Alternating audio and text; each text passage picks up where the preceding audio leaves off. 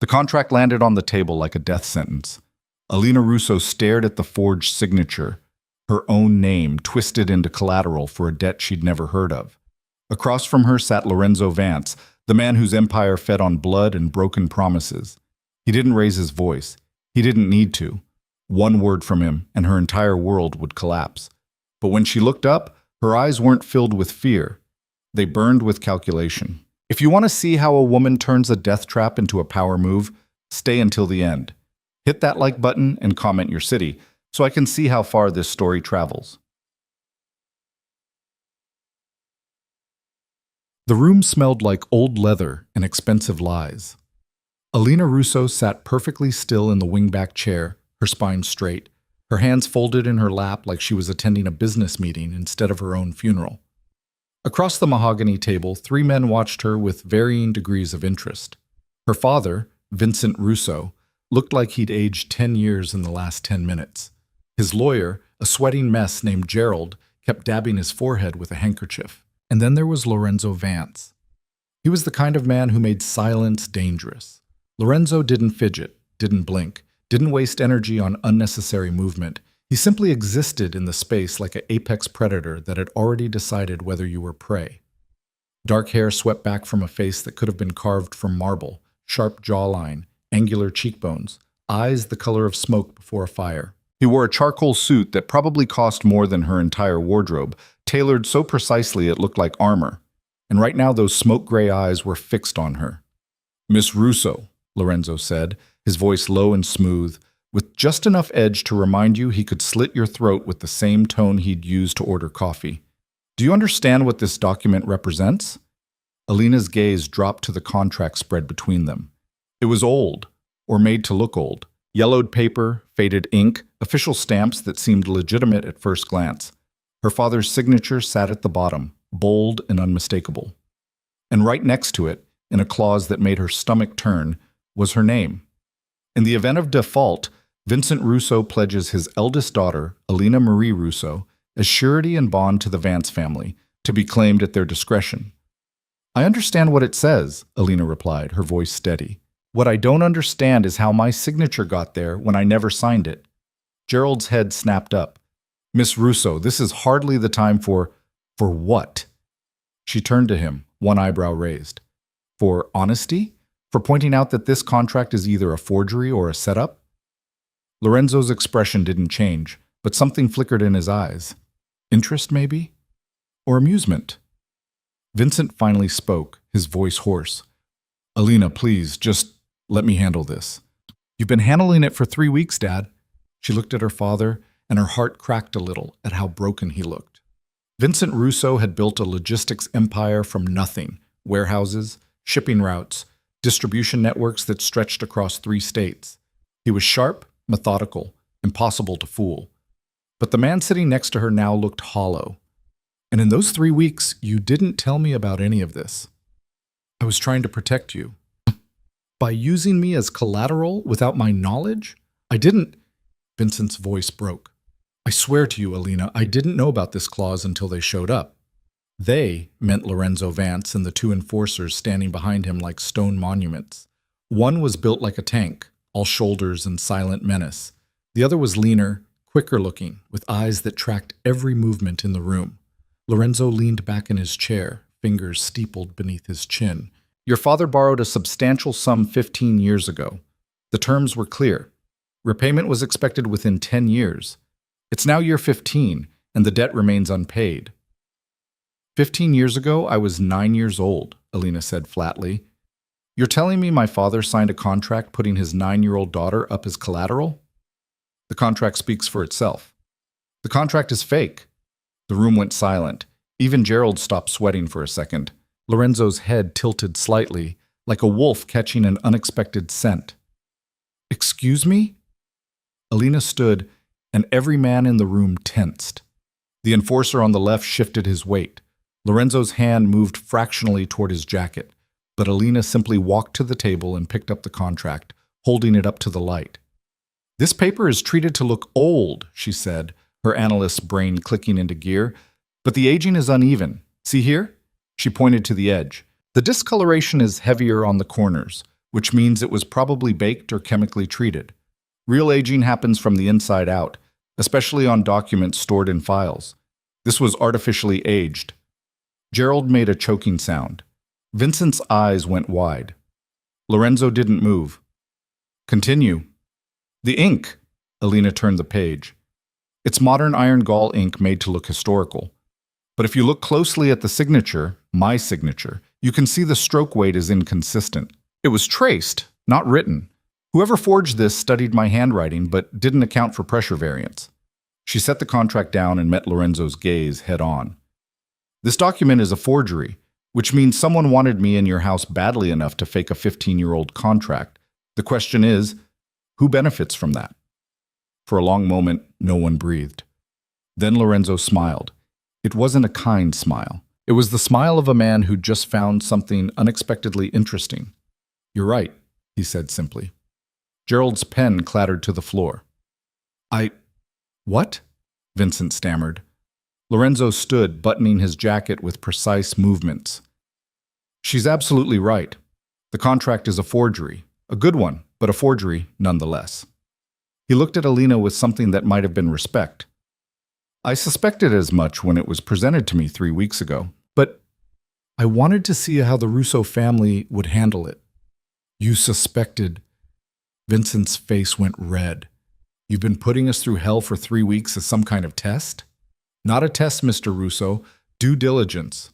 Lorenzo walked around the table, stopping a few feet from Alina. Up close, he was taller than she'd thought. Broader. The kind of presence that filled a room and didn't apologize for it. Someone forged this contract and brought it to me. Someone with access to your company records, your signature samples, and detailed knowledge of your daughter. The implication hung in the air like poisoned gas. An inside job, Alina said quietly. Precisely. Vincent's face drained of color. Who? That's what I intend to find out. Lorenzo's gaze never left Alina. But whoever orchestrated this went to extraordinary lengths to put your daughter in my custody. Which tells me 2 things. 1, they want access to whatever she knows. And 2, they want her where I can't easily protect my own operation. Protect from what? Alina asked. From sabotage.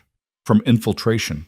From the kind of systematic dismantling that's been plaguing my supply chains for the last 6 months. Lorenzo's voice was calm, but there was steel beneath it. Someone is taking my empire apart piece by piece, and they've gone to great trouble to place you at the center of it. Alina's mind raced. You think I'm the saboteur? No. Lorenzo's smile turned sharp. I think you're the weapon someone else wants to use. But here's the problem, Miss Russo. That forgery was convincing enough that half my organization believes it's real. Word has already spread that I came here to collect on a debt.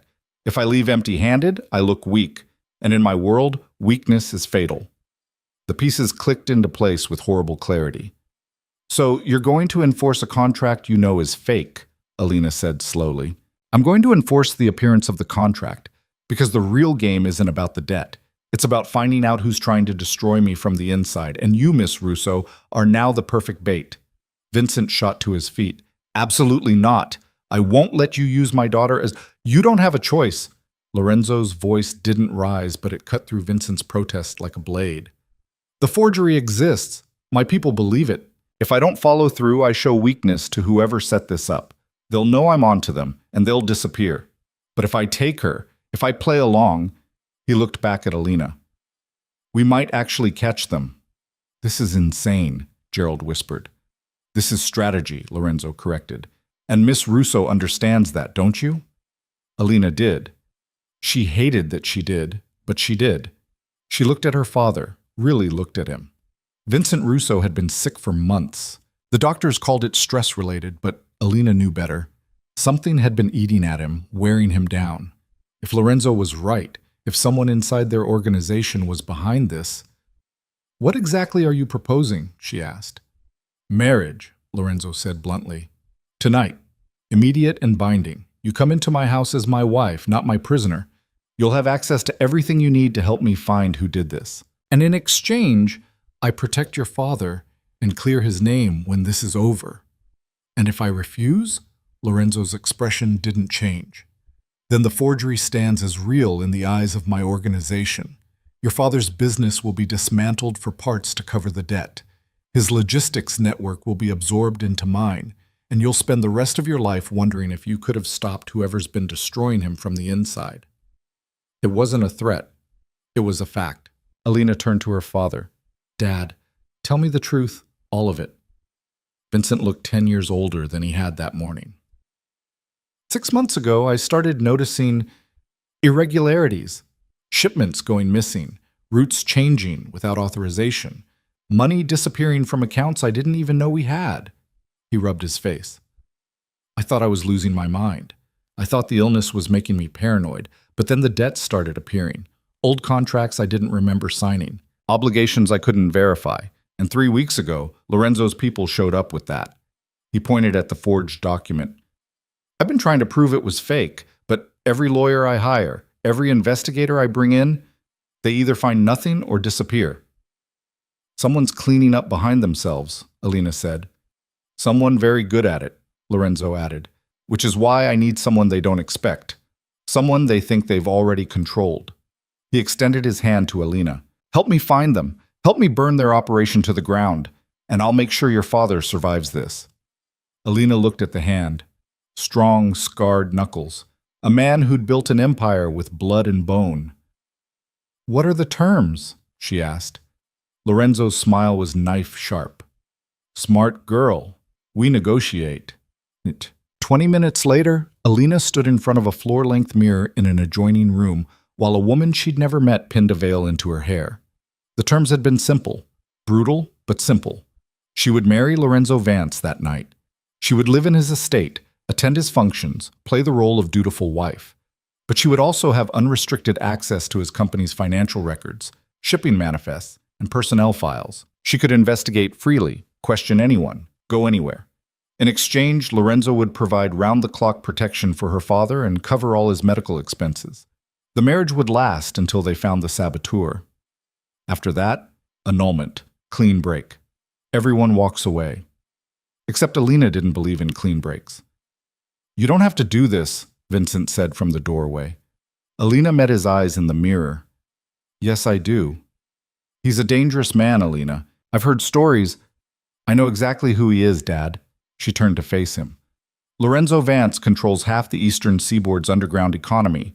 His family has been in power for 3 generations. He's ruthless, calculating, and probably responsible for things that would give me nightmares. She crossed to him and took his hands. But right now, he's also the only person with the resources to help us. And whoever set this up wanted me close to him for a reason. So let's find out why. Vincent's eyes were wet. When did you get so brave? I learned from the best. She squeezed his hands. Now go. Lorenzo's people will take you somewhere safe. I'll call when I can. Alina, I love you, Dad. Trust me. He pulled her into a hug that lasted too long and not long enough. Then he was gone, escorted out by one of Lorenzo's men. The seamstress finished with the veil and stepped back. Beautiful, she murmured in accented English. Alina looked at herself. The dress was simple. Ivory silk, empire waist, cap sleeves. Nothing flashy. Nothing that screamed Mafia wedding. Just elegant enough to be believable. She looked like a bride. She felt like a soldier going to war. Tot. The ceremony took place in Lorenzo's private office, witnessed by a judge who asked no questions and 2 witnesses Alina had never met. No music, no flowers, no pretense that this was anything other than a business transaction. Lorenzo stood at one end of the room in the same charcoal suit, looking like he performed shotgun weddings every Tuesday. The judge droned through the vows. Do you, Lorenzo Michael Vance, take this woman? I do. And do you, Alina Marie Russo, take this man? Alina looked at Lorenzo, really looked at him. There was something in his eyes, not warmth exactly, but acknowledgement. He knew what he was asking of her. He knew the cost. I do, she said. The judge pronounced them married. Lorenzo produced a ring from his pocket, a simple platinum band with a single diamond that caught the light like a warning. He slid it onto her finger with clinical precision. You may kiss the bride, the judge said, already closing his book. Lorenzo's hand cupped her jaw, tilting her face up. His thumb brushed her cheekbone once, a gesture that might have been gentle in another context. Then he kissed her. It was brief, controlled. The kind of kiss designed to seal a contract, not start a romance. When he pulled back, his expression was unreadable. "Welcome to the family, Mrs. Vance," he said quietly. And just like that, Alina Russo ceased to exist. The estate was everything she'd expected and worse. Lorenzo's home sat on 20 acres of manicured grounds, 40 minutes outside the city. The main house was a sprawling Tudor revival with enough rooms to house a small army, which, based on the security personnel Alina counted, it probably did. Cameras everywhere. Guards at every entrance, the kind of place you didn't leave without permission. A prison wrapped in expensive architecture. Lorenzo led her through the main entrance without ceremony. A housekeeper materialized to take Alina's coat. A younger man, late 20s, charming smile, eyes like Lorenzo's but warmer, appeared from a side hallway. "So this is the mystery bride," he said, extending a hand. "Adrian Vance, the better-looking brother." Alina shook his hand, noting the firm grip and easy confidence. Alina. "Oh, I know who you are. Lorenzo's been very secretive about you." Adrian shot his brother a look. "Didn't even invite me to the wedding. I'm hurt." "You were in Miami," Lorenzo said flatly. "I could have flown back." "You were busy." "Never too busy for family." Adrian turned back to Alina, his smile widening. "Welcome to the madhouse. Fair warning, the East Wing is haunted, the cook has a temper, and my brother doesn't actually sleep. He just stands in dark corners thinking ominous thoughts." Despite everything, Alina felt her mouth twitch. "I'll keep that in mind." "Adrian," Lorenzo said, and there was a warning in his voice. Right. I'll leave you two to your wedding night." Adrian winked at Alina. "If you need anything, and I mean anything, I'm just down the hall. Lorenzo's great at intimidation, but I'm much better at conversation." He disappeared up the stairs, leaving a wake of cologne and easy charm. "Your brother seems different from you," Alina observed. "Adrian's the acceptable face of the family," Lorenzo said. "He handles public relations, legitimate business partnerships, anything that requires a smile and a handshake." He started walking, and Alina followed. "I handle everything else." They climbed a grand staircase to the second floor, then down a long hallway lined with portraits of stern-faced men who all shared Lorenzo's jawline. He stopped at a set of double doors. "Your room," Alina blinked. "My room." "This is a business arrangement, Mrs. Vance, not a real marriage." Lorenzo pushed open the doors, revealing a suite that was bigger than her entire apartment. King bed, sitting area, private bathroom visible through an open doorway. "You'll have privacy.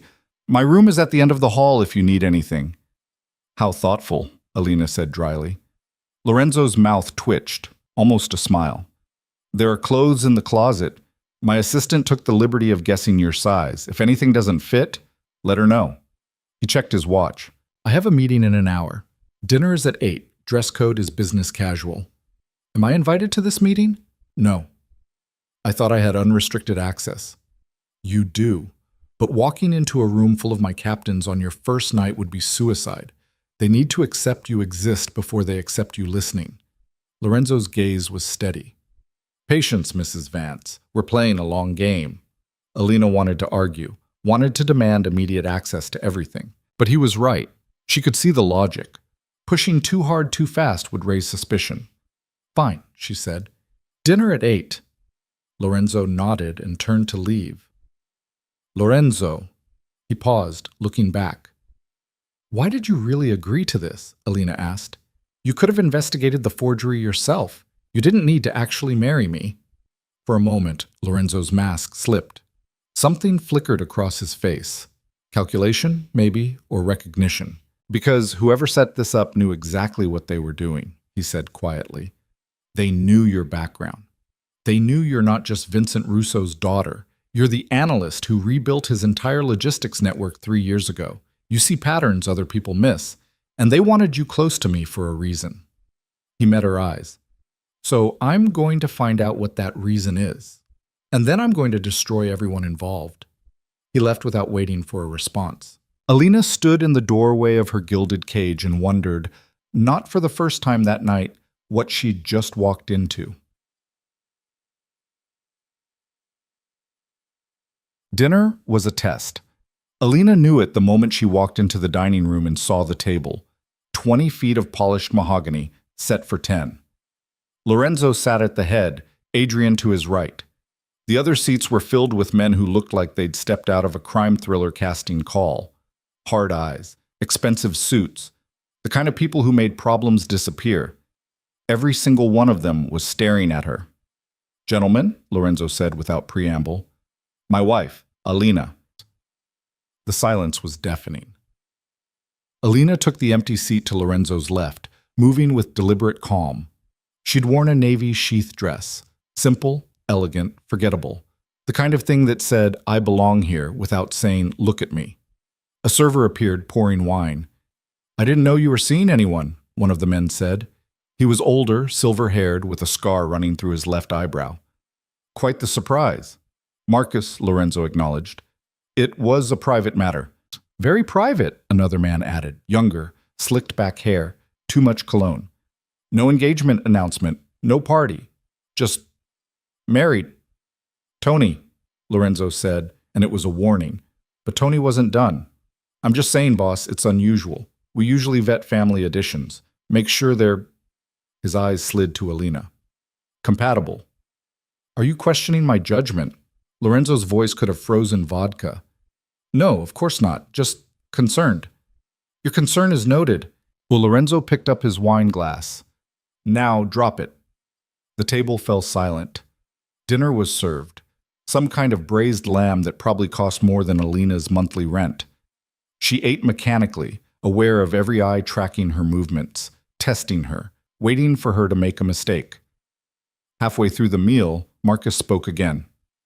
"So, Alina, what do you do?" "Here we go," she thought. "I'm an analyst," she said evenly. "Logistics and supply chain optimization." "For who?" "My father's company, Russo Distribution." Recognition flickered across several faces. Tony leaned forward. "Russo? Vincent Russo?" "Yes." "Didn't he borrow money from the Vance family years ago?" The trap was beautifully laid. Alina met Tony's eyes. "He did. The debt has been settled." "That's one way to put it," Tony murmured. Adrian jumped in smoothly. "Alina's brilliant, actually. She completely restructured Russo's network, cut costs by 30% while increasing throughput. I've been trying to poach her for months." "And now she's family," Marcus observed. "How convenient." "Very," Lorenzo agreed, his tone suggesting the subject was closed. But Alina was tired of being talked around. "You're wondering if I'm a liability," she said, setting down her fork. Every head turned. "You're thinking, Lorenzo married the daughter of a debtor. That's either a power move or a weakness. And you're trying to figure out which." Tony's smile was slow and mean. "Smart girl. Smart enough to know that you're testing me, that this dinner is performance theater designed to see if I break." Alina leaned back in her chair, channeling every ounce of confidence she didn't quite feel. "So let me save you some time. Yes, my father owed Lorenzo's family money. Yes, I'm now married to Lorenzo. And yes, that puts me in a complicated position. But I'm also very good at my job. I don't scare easily, and I have no intention of being a pawn in whatever power games you people play." The silence was absolute. Then Marcus started laughing. It was a rusty sound, like he didn't do it often. "I like her," he said to Lorenzo. "She's got spine." "She does," Lorenzo agreed, and there was something in his voice that might have been approval. Tony wasn't amused. "Spine's great. Loyalty's better." "Then I guess we'll see which I value more," Alina said sweetly. The dinner continued with slightly less hostility. Adrian kept the conversation moving, asking innocuous questions about Alina's work, her thoughts on the city, whether she'd had a chance to explore the estate yet. Marcus told a surprisingly funny story about a shipping mishap in Baltimore. Even Tony eventually relaxed enough to stop glaring.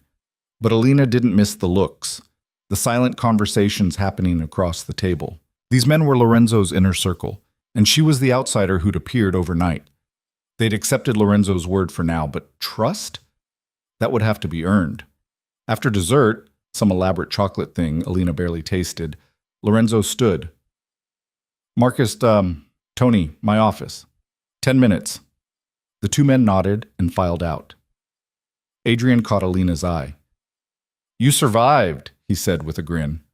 Congratulations. Was it supposed to be that obvious? Alina asked. Oh, incredibly. Lorenzo doesn't do subtle very well. Adrian stood buttoning his jacket.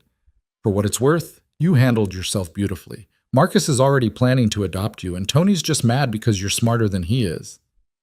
And you? Adrian's smile turned thoughtful. Me? I'm just glad my brother finally found someone interesting. He hesitated. Word of advice? Don't let them intimidate you. Half of this is smoke and mirrors. The other half is just deeply damaged men playing with very expensive toys. He left before Alina could respond. Lorenzo reappeared in the doorway. Walk with me. It wasn't a request. They walked through the estate's grounds in silence.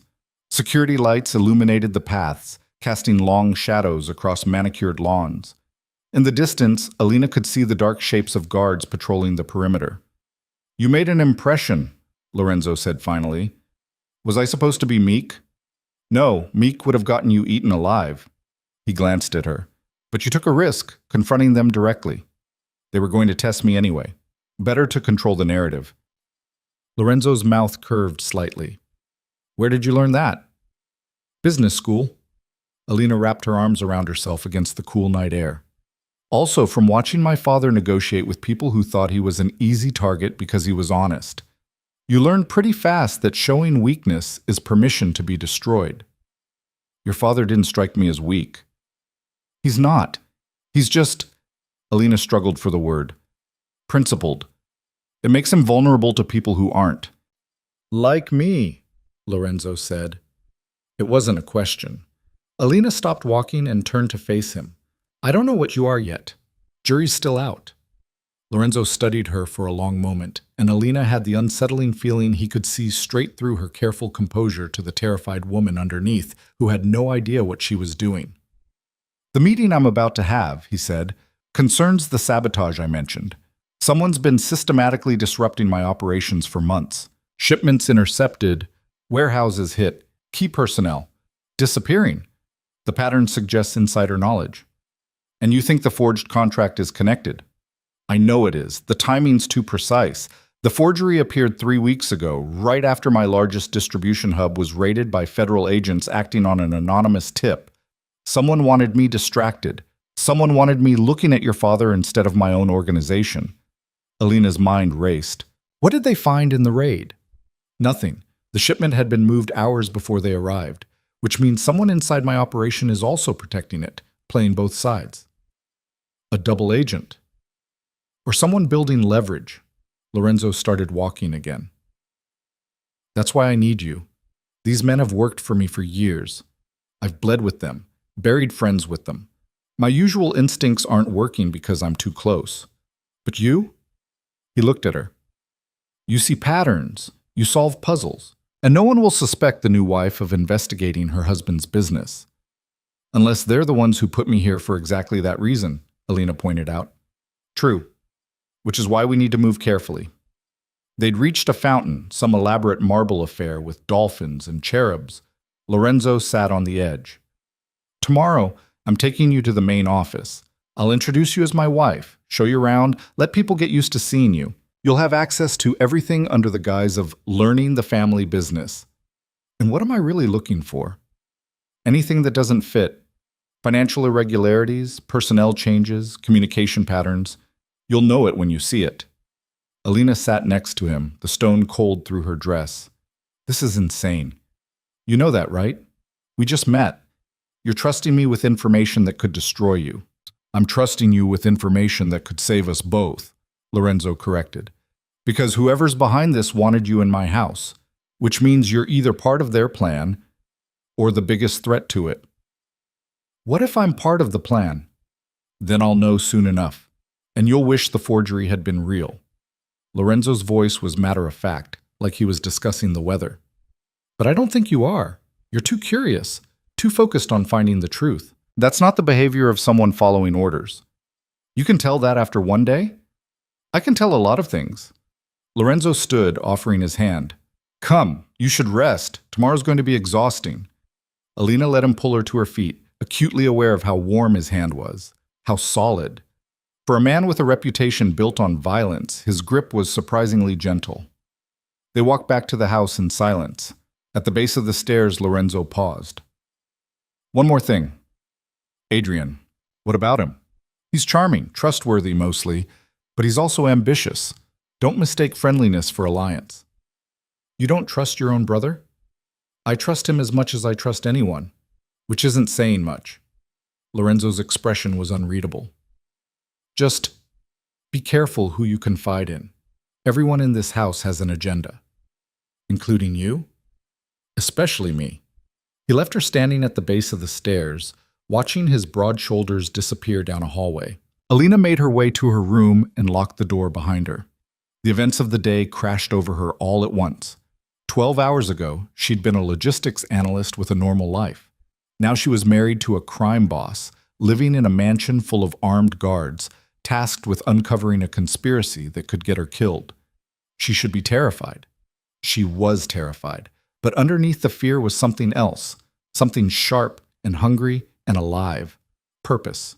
For the first time in years, Alina felt like she mattered, like what she did could change something bigger than next quarter's shipping efficiency. She changed into the silk pajamas someone had left on her bed and slipped under covers that probably cost more than her car. The room was silent except for the distant sound of voices from somewhere below. Alina stared at the ceiling and started making lists in her head. People to watch, questions to ask, patterns to find. Somewhere in Lorenzo's empire, someone was playing a game. Someone who'd orchestrated an elaborate forgery to put her exactly where she was right now.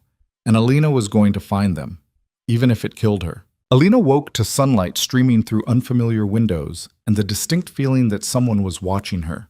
She sat up fast, heart hammering, and found Adrian Vance leaning against her doorframe with 2 cups of coffee and an apologetic smile. Door was open, he said, holding up 1 cup like a peace offering. Housekeeper's doing rounds. I figured you could use this more than another hour of sleep. Alina pulled the covers higher, acutely aware she was in silk pajamas, and her hair probably looked like a disaster. What time is it? 7:30. Lorenzo wants you downstairs by 8. Adrian crossed the room and set a cup on her nightstand. Fair warning, he's in a mood. Marcus called an hour ago with news about another warehouse hit. 3 trucks stolen, drivers missing. The fog of sleep cleared instantly. When? Last night, while we were having dinner. Adrian's easy smile faded. Someone's making a statement. Alina threw back the covers and headed for the closet, not caring that Adrian was still in the room. The walk-in was the size of her old bedroom, lined with clothes she hadn't chosen. She grabbed the first business-appropriate outfit she saw. Black slacks, ivory blouse, fitted blazer. You're not freaking out, Adrian observed. Should I be? Most people would be. You just found out you married into a war. Alina emerged from the closet, clothes in hand. Adrian, I'm going to change now. Unless you want to have a very awkward conversation, I suggest you wait in the hall. He laughed and retreated, pulling the door mostly closed. I like you, he called through the gap. You've got backbone. Lorenzo needs someone who won't fall apart when things get messy. Things are already messy, Alina said, changing quickly. She'd learned to dress efficiently in college. Late nights in the lab followed by early morning presentations. They've been messy since before I got here. True, but now they're interesting messy. Alina opened the door fully, running a brush through her hair. Adrian was leaning against the opposite wall, still holding his coffee cup. Up close, in morning light, she could see the family resemblance more clearly. Same sharp cheekbones, same intense eyes. But where Lorenzo's gaze was steel, Adrian's was quicksilver, always moving, always calculating. Why are you really here? She asked. To escort you to breakfast. Lorenzo's orders. No, why are you really here? Adrian's smile turned genuine. Because you're the most interesting thing to happen to this family in years, and I want a front row seat. He pushed off the wall. Also because Lorenzo told me to make sure you don't get lost. The East Wing is a nightmare. They walked through hallways that twisted like a maze. Alina committed every turn to memory, left at the portrait of the stern woman in pearls, right at the marble bust, straight past the library. By the third corridor, she'd have bet money she could find her way back. "You're mapping it," Adrian said. "What?" "The house. You're creating a mental map. I can see you counting doorways." He grinned. "Told you." "Interesting." The breakfast room was smaller than the dining hall, but no less intimidating. Floor-to-ceiling windows overlooked the gardens. Lorenzo sat at the head of a table laden with enough food to feed 20 people, reading something on a tablet. He looked up when they entered. "You're late," he said to Adrian. "I'm fashionably punctual." Adrian pulled out a chair for Alina, then dropped into the seat across from her. "Besides, I brought your wife. That's worth at least 5 minutes of grace." Lorenzo's gaze shifted to Alina. "You slept well?" "Well enough." She poured coffee from a silver carafe, noting how her hand didn't shake. Small victories. Adrian mentioned another warehouse hit. "Marcus is handling it." Lorenzo set down the tablet. "The drivers are alive. They were found tied up 2 miles away. The trucks are gone, along with approximately $2 million in product." "Product," Alina repeated carefully. "Legitimate product," Lorenzo clarified. "Electronics, high-end computer components, en route to a distributor in Boston. Nothing illegal, which makes the theft even more pointed." "They're not after your criminal operations?" Alina said slowly. "They're targeting your legal businesses." "Exactly." Lorenzo leaned back in his chair. "Which narrows the suspect pool considerably. Most of my enemies don't distinguish between legal and illegal. They'd hit whatever causes maximum damage. But someone who specifically targets the legitimate side, someone who wants to destroy your credibility," Alina finished. "Someone who wants the legal world to stop trusting you.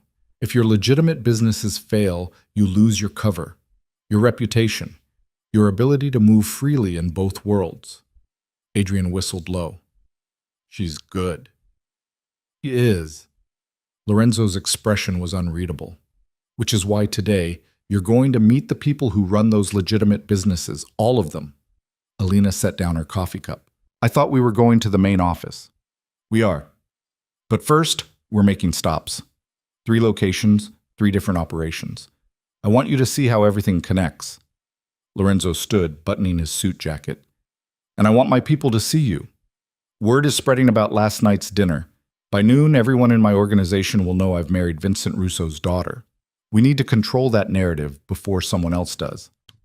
The limousine was waiting in the circular driveway, black and sleek, and exactly what Alina expected. Lorenzo held the door for her, a gesture that might have been chivalrous if it didn't feel like being loaded into a very expensive cage. The driver was the lean enforcer from yesterday, the one with quick eyes. He nodded once at Alina in the rearview mirror, but didn't speak. "First stop is the shipping company," Lorenzo said as they pulled through the gates. "Vance Logistics. It's the backbone of the operation. Everything flows through there. Legitimate cargo, inventory management, route planning. Your father's company actually uses our services." "I know," Alina said. "I vetted you 3 years ago when we were expanding into the Northeast. Vance Logistics had the best rates and reliability metrics. I recommended the partnership." Lorenzo's head turned slightly. "You vetted me." "I vet everyone. It's my job." Alina watched the estate disappear behind them. "You run a tight operation. On-time delivery rates above 95%, minimal damage claims, excellent customer service. From a pure logistics standpoint, you're one of the best in the region." "And from a non-logistics standpoint?" "From a non-logistics standpoint, I knew exactly who owned the company. I'm not naive, Lorenzo. I knew what I was recommending. But the numbers didn't lie, and my father needed reliable routes." She met his gaze. "I'm very good at separating business from morality when I need to be." Something shifted in Lorenzo's expression. "That's a dangerous skill." "So is running a criminal empire behind a logistics company. I guess we both have dangerous skills." The corner of Lorenzo's mouth twitched, almost a smile.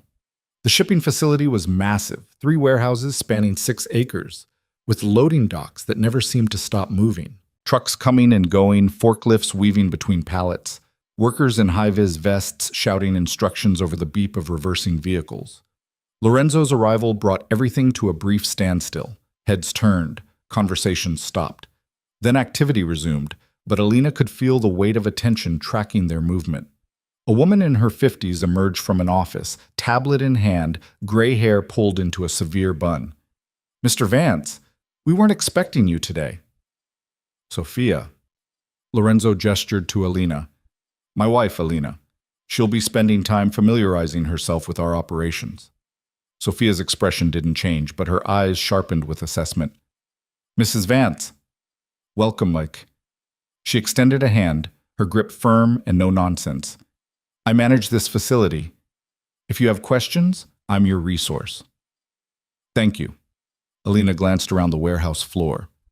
"How many trucks do you run daily?" "Approximately 200 routes, more during peak season, and last night's theft. Was it a scheduled route?" Sophia's gaze flicked to Lorenzo, who nodded fractionally. "Yes," Sophia said. "Regular Boston run. Same driver for 3 years, same route, same timing. We've never had an issue." "Until last night," Alina murmured. "Were there any changes, new personnel, route modifications, different cargo?" "Nothing. It was standard protocol." "Which means someone knew the protocol," Alina said. "Someone familiar enough with your operations to know exactly which truck to hit and when." Sophia's jaw tightened. "We're looking into it." They spent an hour touring the facility. Alina asked questions that seemed innocent but weren't, about scheduling systems, personnel access, cargo tracking. Sophia answered each one with growing respect. By the time they left, Alina had a mental map of the entire operation and a list of potential security gaps.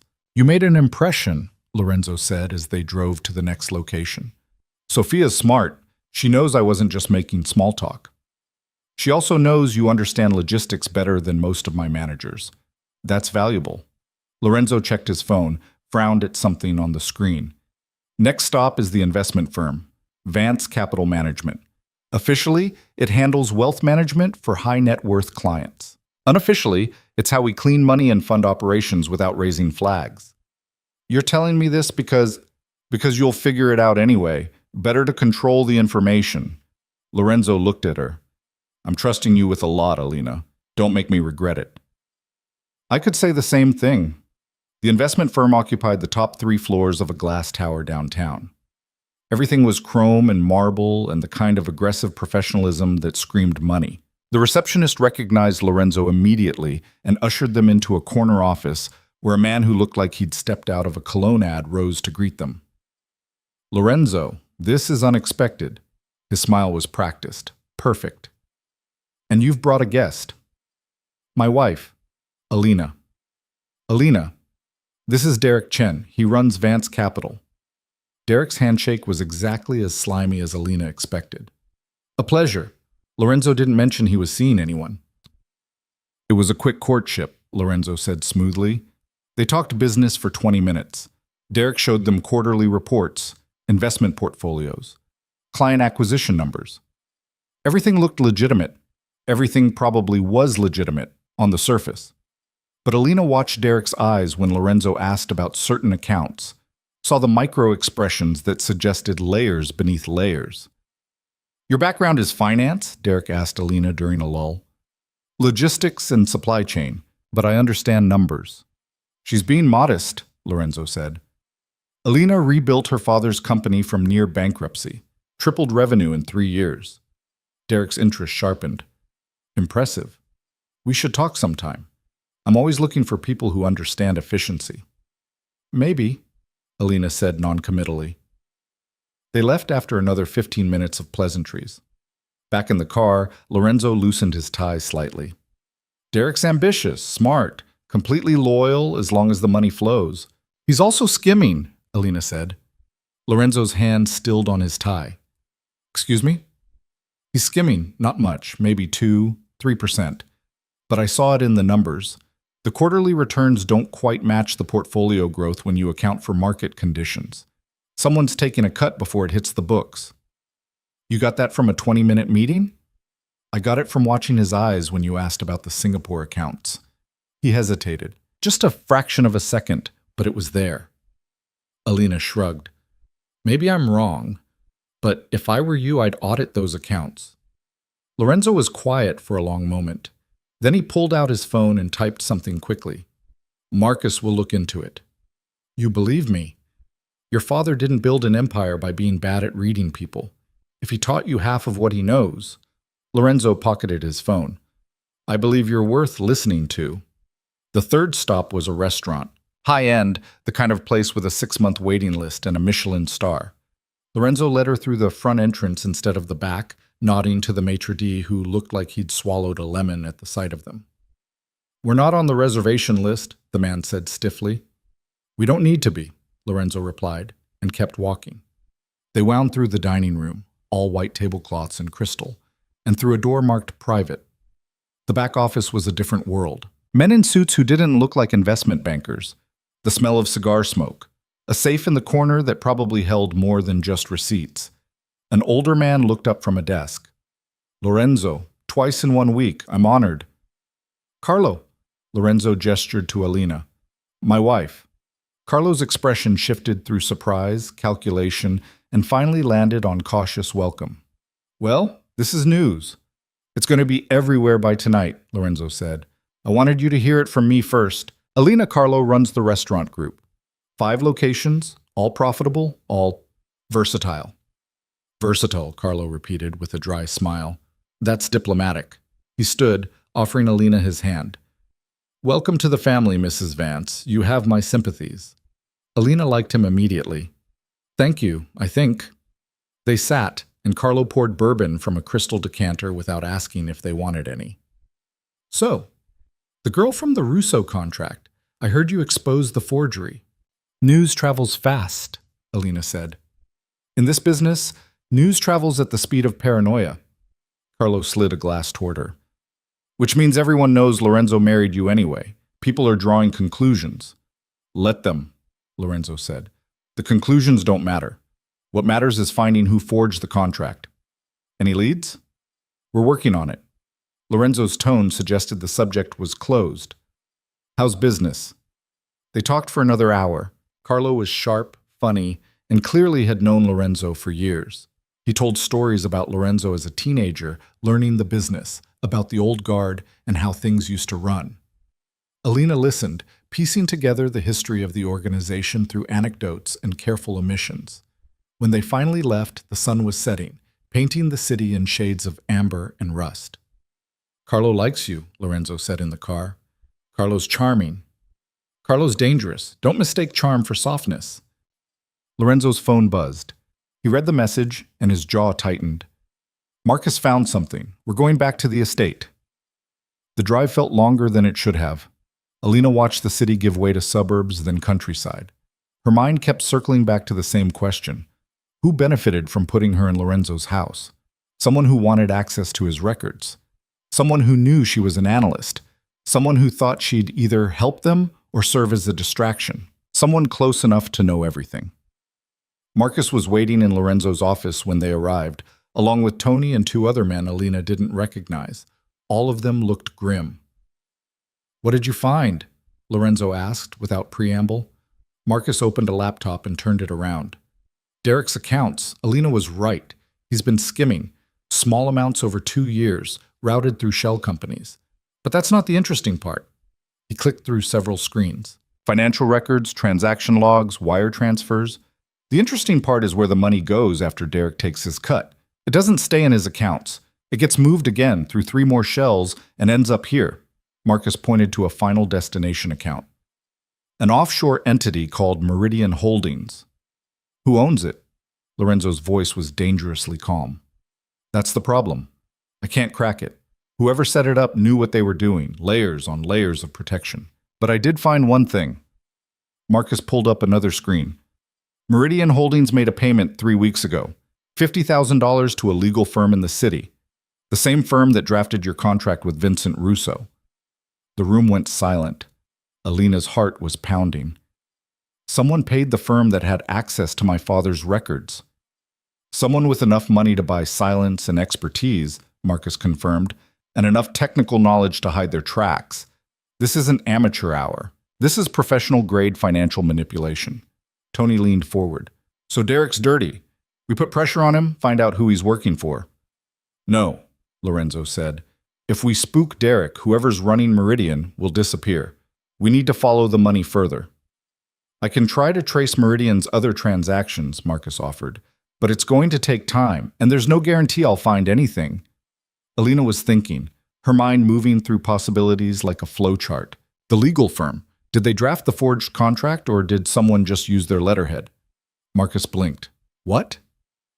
Think about it. If someone paid the firm $50,000, what did they pay for? Access to records, yes. But did the firm actually create the forgery, or did someone steal the materials and do it themselves? Alina stood, pacing. Because if the firm created it, they're complicit. But if someone just bought access and did the work separately, the firm might not even know they were part of a forgery. Lorenzo's eyes tracked her movement. You think the firm is innocent. I think they're a tool. Someone needed their records to make a convincing forgery. They paid for access, maybe bribed a paralegal or an assistant, got what they needed and disappeared. So the firm might have records of who accessed the Russo files, Marcus said slowly. Exactly. Security logs, access records, anything that shows who was in the system 3 weeks ago. Alina turned to Lorenzo. Can you get that information? I can get anything, Lorenzo said. The question is whether the firm will cooperate or whether we need to apply pressure. Tony grinned. I vote for pressure. I vote for diplomacy first, Adrian said from the doorway. No one had heard him enter. He strolled in, hands in pockets, looking completely relaxed. The firm in question is Hartley and Associates. Very old, very prestigious, very concerned with reputation.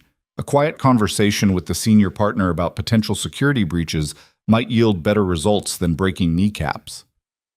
When did you get so diplomatic? Tony muttered. I've always been diplomatic. You just don't pay attention. Adrian looked at Lorenzo. Want me to handle it? I've worked with Hartley before on some of our legitimate contracts. They trust me. Lorenzo considered. Take Alina with you. Adrian raised an eyebrow. Really? She's the one who spotted the pattern. She should see it through. Lorenzo's gaze shifted to Alina. Unless you're uncomfortable. Alina thought about it for exactly 2 seconds. When do we go? Tomorrow morning, Adrian said. I'll set up a meeting. Tell them it's about reviewing some contracts. Nothing alarming. His smile was easy, but his eyes were calculating. We'll charm them, ask some questions, and get those security logs. Simple. Nothing about this is simple, Alina said. That's what makes it fun. The meeting broke up shortly after. Marcus took his laptop to continue digging into Meridian Holdings. Tony and the other men dispersed to handle various pieces of the operation. Adrian disappeared with a casual wave, leaving Alina alone with Lorenzo in his office. You should eat something, Lorenzo said, pouring himself a drink from a cabinet. It's been a long day. I'm not hungry. You need to eat anyway. He pressed a button on his desk, and within 2 minutes a housekeeper appeared with a tray of food. Sandwiches, fruit, something that looked like soup. They ate in silence. Alina's mind was still churning through possibilities, connections, patterns. Derek was skimming money. The money went to Meridian Holdings. Meridian paid the law firm. The law firm had access to her father's records. You're thinking too loud, Lorenzo said. Alina blinked. What? I can practically hear your brain working. Lorenzo set down his drink. Tell me. It's too coordinated, Alina said. Derek skimming money for 2 years. The forgery appearing 3 weeks ago. The warehouse hits. Someone's been planning this for a long time, and they've been patient. That's not opportunistic. That's strategic. Which means whoever's behind this knows you, really knows you. They know your operation, your people, your weaknesses. This isn't a rival trying to take you down. This is someone who's been inside long enough to map everything. Lorenzo was quiet for a moment. When he spoke, his voice was soft. That's what I've been afraid of. How many people have that level of access? In my inner circle, maybe 10. 15 if you count second-tier management. Lorenzo's hand tightened on his glass. All people I've trusted for years, some of them I've known since we were kids. One of them is betraying you. Yes. The weight of that admission hung between them. Alina set down her sandwich. Tomorrow, Adrian and I will get the security logs. We'll find out who accessed my father's records. That's a lead. A real one. And if it points to someone close to me, then you deal with it. Alina met his eyes. That's what you do, isn't it? Deal with problems? Lorenzo's smile was bitter. That's one way to put it. They finished eating in silence. When Alina finally stood to leave, Lorenzo stopped her. Alina. She turned. Thank you, he said. For today. For seeing what I couldn't. You hired me for this. I married you for this, Lorenzo corrected. There's a difference. Alina didn't know what to say to that, so she just nodded and left. Her room felt emptier than it had the night before. She changed into pajamas, brushed her teeth, went through all the mechanical motions of preparing for sleep. But when she finally climbed into bed, her mind wouldn't quiet. Somewhere in Lorenzo's organization, someone was destroying him piece by piece. Someone patient, someone smart, someone who'd set up an elaborate scheme to put her exactly where she was. Alina stared at the ceiling and wondered if she was hunting a traitor or walking straight into a trap. Either way, tomorrow she'd start getting answers. The law firm of Hartley and Associates occupied a building that looked like it had been transplanted from colonial Boston. Red brick, ivy-covered walls, brass plaques polished to a mirror shine. Adrian held the door for Alina, and they stepped into a lobby that smelled like old money and older secrets. Remember, Adrian said quietly as they approached the reception desk, we're here about routine contract review, nothing threatening. We're the friendly clients who just want to make sure everything's in order. I know how to play nice, Alina said. Do you? Because last night at dinner you basically told Tony he was an idiot. Tony is an idiot. Adrian's laugh was genuine. Fair point. The receptionist, a woman in her 60s with reading glasses on a chain, looked up with a practiced smile. Good morning. How may I help you? Adrian Vance to see Mr. Hartley. We have a 10 o'clock appointment. Recognition flickered across her face. Of course, Mr. Vance, one moment. She picked up a phone, murmured something, then hung up. Mr. Hartley will be right with you. Please, have a seat. They settled into leather chairs that probably cost more than Alina's monthly rent. Adrian looked completely at ease, scrolling through his phone like they were waiting for coffee instead of trying to uncover a conspiracy. You do this a lot? Alina asked quietly. What, meet with lawyers? All the time. Most of our legitimate business requires contracts, permits, all the boring legal infrastructure that keeps things running. Adrian glanced at her. Why? Nervous? Should I be? Probably. Hartley's sharp. He'll know we're fishing for something. Then we'd better make sure he wants to help us find it. Before Adrian could respond, a door opened and a man emerged who looked exactly like what Alina expected a senior partner to look like. Mid-60s, silver hair, Brooks Brothers suit, wire-rimmed glasses. His handshake was firm but not aggressive, his smile professional but warm. Adrian, good to see you again. His gaze shifted to Alina. And this must be the famous Mrs. Vance. The whole city is talking about Lorenzo's surprise wedding. I'm sure they are, Alina said evenly. Thank you for seeing us on short notice, Mr. Hartley. Please, call me James. Any friend of the Vance family is a priority. He gestured toward the door. Shall we? His office was exactly what she expected. Floor-to-ceiling bookshelves, mahogany furniture, windows overlooking a small courtyard garden. James settled behind his desk and folded his hands, the picture of attentive professionalism. So, he said, Adrian mentioned something about reviewing contracts? Among other things, Adrian said smoothly, we're doing an audit of our legal documentation across all the businesses, making sure everything's up to date, properly filed, no surprises lurking in old agreements. Very prudent. What specifically can I help you with? Alina leaned forward slightly. We're particularly interested in contracts your firm drafted for the Russo family, specifically any agreements involving Vincent Russo and the Vance organization. Something shifted in James's expression. Not quite suspicion, but heightened awareness. The Russo contracts. May I ask why? Because one of them turned out to be forged, Alina said bluntly. The silence that followed was profound. James removed his glasses, cleaned them with a handkerchief, put them back on. The classic stalling technique. That's quite an accusation. It's not an accusation, Adrian said. It's a fact. 3 weeks ago, someone presented Lorenzo with a contract allegedly drafted by your firm, supposedly signed 15 years ago, putting Alina as collateral for her father's debt. The contract was a fake. And you're certain? We had it analyzed, Alina said. The paper was artificially aged. The signatures were traced. The document was designed to look like it came from your firm's archives, but it didn't. James was very still. If that's true, someone used our firm's name and reputation to perpetrate a fraud. That's extremely serious. We know, Adrian said, which is why we need your help. We need to know who had access to the Russo family files approximately 3 weeks ago. Security logs, visitor records, anything that shows who might have pulled those documents. That information is confidential. Someone paid your firm $50,000 3 weeks ago, Alina interrupted. We have the transaction record. The payment came from an offshore account, and we believe it was made in exchange for access to confidential files. We're not accusing your firm of complicity, Mr. Hartley. We think someone bribed a member of your staff. James's face had gone pale. 50,000. Do you want us to go to the police? Adrian's tone was gentle but firm. Because we can. We can make this public, launch an investigation, drag your firm through the mud. Or you can help us find who did this quietly, and we all walk away with our reputations intact. It was a masterful play. Alina watched James calculate the options, saw the moment he realized cooperation was his only viable choice.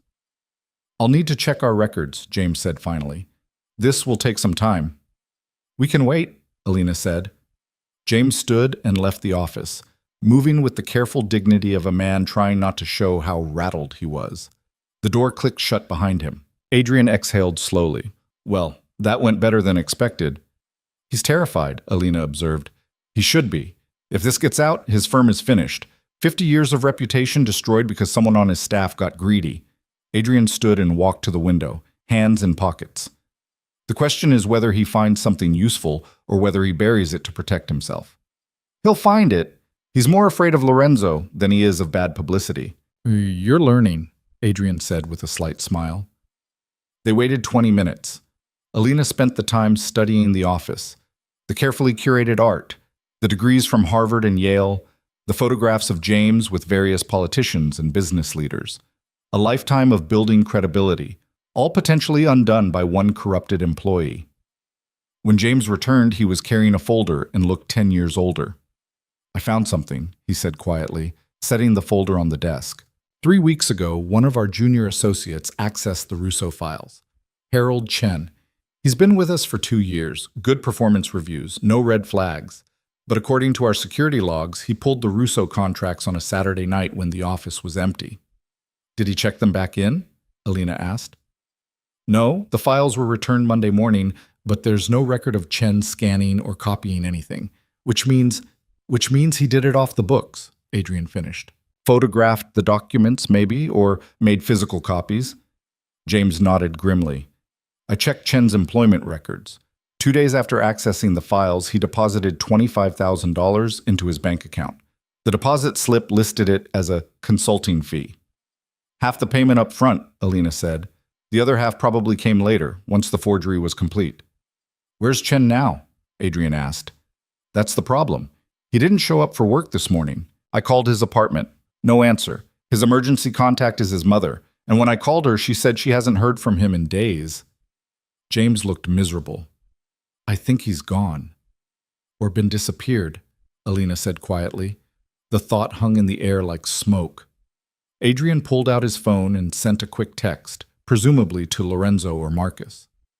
We need Chen's home address, his known associates, anywhere he might run. Can you provide that? I'll have my assistant compile everything we have. James hesitated. What are you going to do when you find him? Have a conversation, Adrian said. A very thorough conversation. They left Hartley and Associates 20 minutes later with a file folder containing everything the firm had on Harold Chen. Address, phone numbers, previous employment history, even his college transcripts. James had been remarkably cooperative once he realized the alternative was watching his firm implode. In the car, Adrian called Lorenzo and put him on speaker. We have a name, Adrian said without preamble. Harold Chen, junior associate at Hartley. He accessed the Russo files 3 weeks ago, got paid $25,000 for it, and disappeared this morning. Marcus is already running him. Lorenzo's voice came through, calm and controlled. Last known location was his apartment in Brooklyn. I'm sending people there now. We're on our way, Adrian said. No, come back to the estate. I need you both here. Lorenzo, that's not a request. Lorenzo's tone left no room for argument. We need to talk. All of us. The line went dead. Adrian stared at the phone for a moment, then started the car. Well, that sounded ominous. The drive back felt longer than it should have. Alina watched the city pass by, her mind churning through implications. Harold Chen had been a tool, a means to an end. Someone had paid him to access the files, probably never intending for him to survive long enough to talk. If Chen had disappeared this morning, right when they were getting close. They're cleaning up, she said aloud. Adrian glanced at her. What? Whoever's behind this, they knew we'd trace the forgery back to the law firm eventually. So they're eliminating loose ends. Chen was never supposed to be found. Which means they have someone watching Hartley's office, someone who saw us go in. Adrian's hands tightened on the wheel. We might have just painted a target on ourselves. We already had targets on our backs. At least now we're moving forward instead of waiting. That's a very Lorenzo way of thinking. Maybe I'm learning from him. Adrian's expression turned thoughtful. He's different with you, you know. More. Open. Lorenzo doesn't let people in. Ever. But with you, he's actually explaining things instead of just issuing orders. He needs me to find the traitor. Of course he's explaining things. It's more than that. Adrian was quiet for a moment. My brother spent his entire life building walls. Our father was difficult, violent. He taught Lorenzo that trust was weakness, that caring about people got you killed. And for years, Lorenzo believed it. He became exactly what our father wanted. Cold, ruthless, untouchable. He glanced at Alina. But I've seen the way he looks at you when you're not paying attention. Like you're a puzzle he's trying to solve. Like you might be the exception to every rule he's ever made. Alina didn't know what to say to that, so she said nothing. They arrived at the estate to find Lorenzo's office crowded. Marcus was there, along with Tony, Sophia from the shipping facility, and Carlo from the restaurant. All of Lorenzo's inner circle gathered around his desk like generals planning a war. Lorenzo looked up when they entered. Good, we're all here. What's going on? Adrian asked. Marcus found Chen. Lorenzo's voice was flat. Or rather, he found what's left of him. Alina's stomach dropped. Marcus pulled up a photo on his laptop and turned it around. Even prepared for something bad, the image made Alina's breath catch. Harold Chen was clearly dead, slumped in what looked like a warehouse, a single bullet wound visible in his forehead. Found him an hour ago in one of our old storage facilities in Red Hook, Marcus said. The ones we haven't used in 6 months. Since the sabotage started, Lorenzo added. Someone's been using our abandoned properties as dumping grounds. How long has he been dead? Adrian asked. Medical examiner's preliminary guess is 12 to 18 hours. Killed last night, probably around the same time we were having our meeting here. Marcus closed the laptop. Whoever did this knew we were getting close. They eliminated Chen before he could talk. Tony swore under his breath. They're inside. They have to be. They knew about our meeting, knew we'd trace the forgery, knew exactly when to clean up. Someone in this room, Sophia said quietly. The temperature in the office dropped about 20 degrees. Lorenzo stood slowly, his gaze sweeping across each person. That's the working theory. Someone with access to our communications, our schedules, our operations. Someone who's been feeding information to an outside party while systematically destroying us from within. You think it's one of us, Carlo said. It wasn't a question. I think it's someone close enough to know everything and patient enough to plan this for years. Lorenzo's voice was dangerously calm. The skimming started 2 years ago. The sabotage started 6 months ago. The forgery was executed 3 weeks ago. This isn't opportunistic. This is strategic. Long-term planning by someone who understands exactly how we operate. So what? Tony stood up, face flushed. We're all suspects now? You're going to interrogate your own people? If that's what it takes, that's insane. What's insane is pretending this isn't happening. Lorenzo's hand came down on the desk hard enough to make everyone jump. Someone in my organization is destroying it. Someone I trusted. Someone who's probably in this room right now, listening to every word, already planning their next move. The silence was absolute. Alina watched the faces around her. Marcus, stone-faced and calculating. Tony, angry and defensive. Sophia, controlled but tense. Carlo, watching everyone else with sharp eyes. And Adrian standing beside her, his usual easy charm replaced by something harder. "There's another possibility," Alina said, and every head turned. "What if it's not someone in this room?" Lorenzo's gaze fixed on her. "Explain." "Everyone here is top tier. You trust them with your life. But what about the people who support them? Assistants, deputies, the second layer of management?" Alina moved to the desk, her mind racing. "Think about it. To pull this off, you'd need access to financial records, shipping schedules, personnel files. But you wouldn't need direct access. You'd just need to work for someone who has it." Marcus leaned forward. "You think it's someone's assistant. I think it's someone smart enough to stay in the background.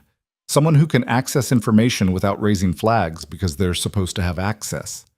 Alina looked around the room. Derek has assistants. Sophia has warehouse managers. Carlo has shift supervisors. Any of them could be feeding information up the chain without their bosses knowing. "That's dozens of people," Tony said, "which is why we narrow it down." Alina turned to Marcus. "The offshore account, Meridian Holdings. Can you trace any connections to second-tier personnel? Family members with unusual financial activity? Lifestyle changes that don't match salary?" Marcus was already typing. "I can run background checks on everyone who reports directly to this group. Financial records, phone logs, travel history. If someone's living beyond their means or has offshore connections, I'll find it." "Do it," Lorenzo said. "Everyone in this room provides a list of their direct reports by end of day. Full names, positions, how long they've been with the organization. Marcus runs them all." "That's going to take days," Sophia protested. "Then we work fast." Lorenzo's gaze swept the room. "Until we find who's behind this, no one is above suspicion. That includes all of you. If you have a problem with that, the door's behind you." No one moved. "Good.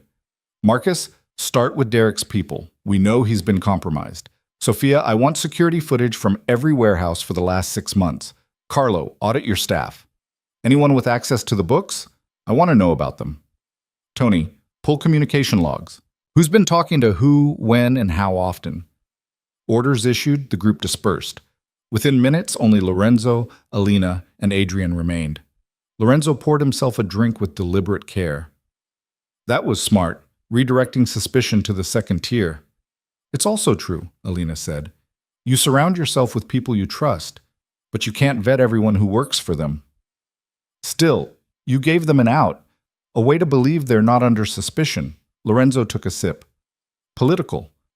Survival," Alina corrected. "If you turn your inner circle against each other, the organization falls apart, whether you find the traitor or not." Adrian was watching them both with an odd expression. "You two are starting to think alike. That's either really good or really terrifying." "It's necessary," Lorenzo said. "Alina, I want you working with Marcus on the financial analysis. You see patterns he doesn't. Between the two of you, we might actually find something." "What about me?" Adrian asked. "You're going to Chen's apartment. He might be dead, but his computer isn't. Find it. Find anything that shows who paid him and why." "The police will be all over it."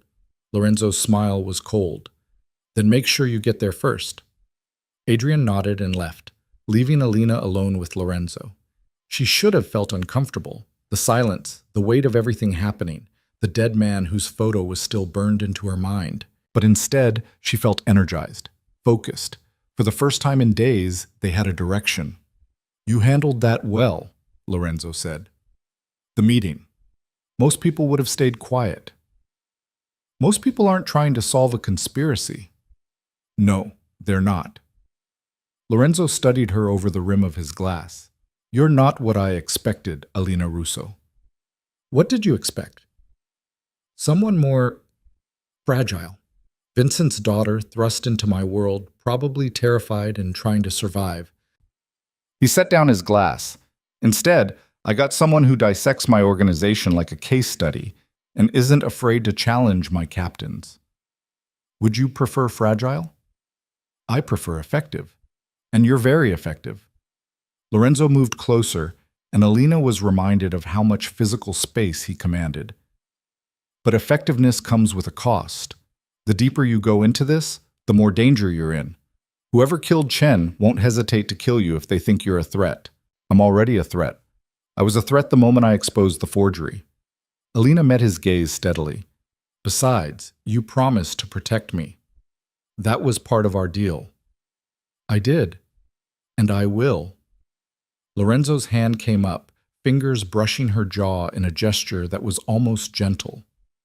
But I need you to be smart. Don't take unnecessary risks. Don't trust anyone completely. Not Marcus, not Adrian, not even me. The touch sent an unexpected current through her. Alina stepped back, creating distance.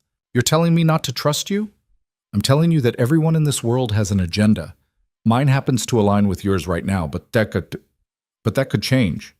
Lorenzo's expression was unreadable. Stay sharp, Mrs. Vance. This game we're playing only gets more dangerous from here. He left her standing in his office, heart pounding for reasons she didn't want to examine.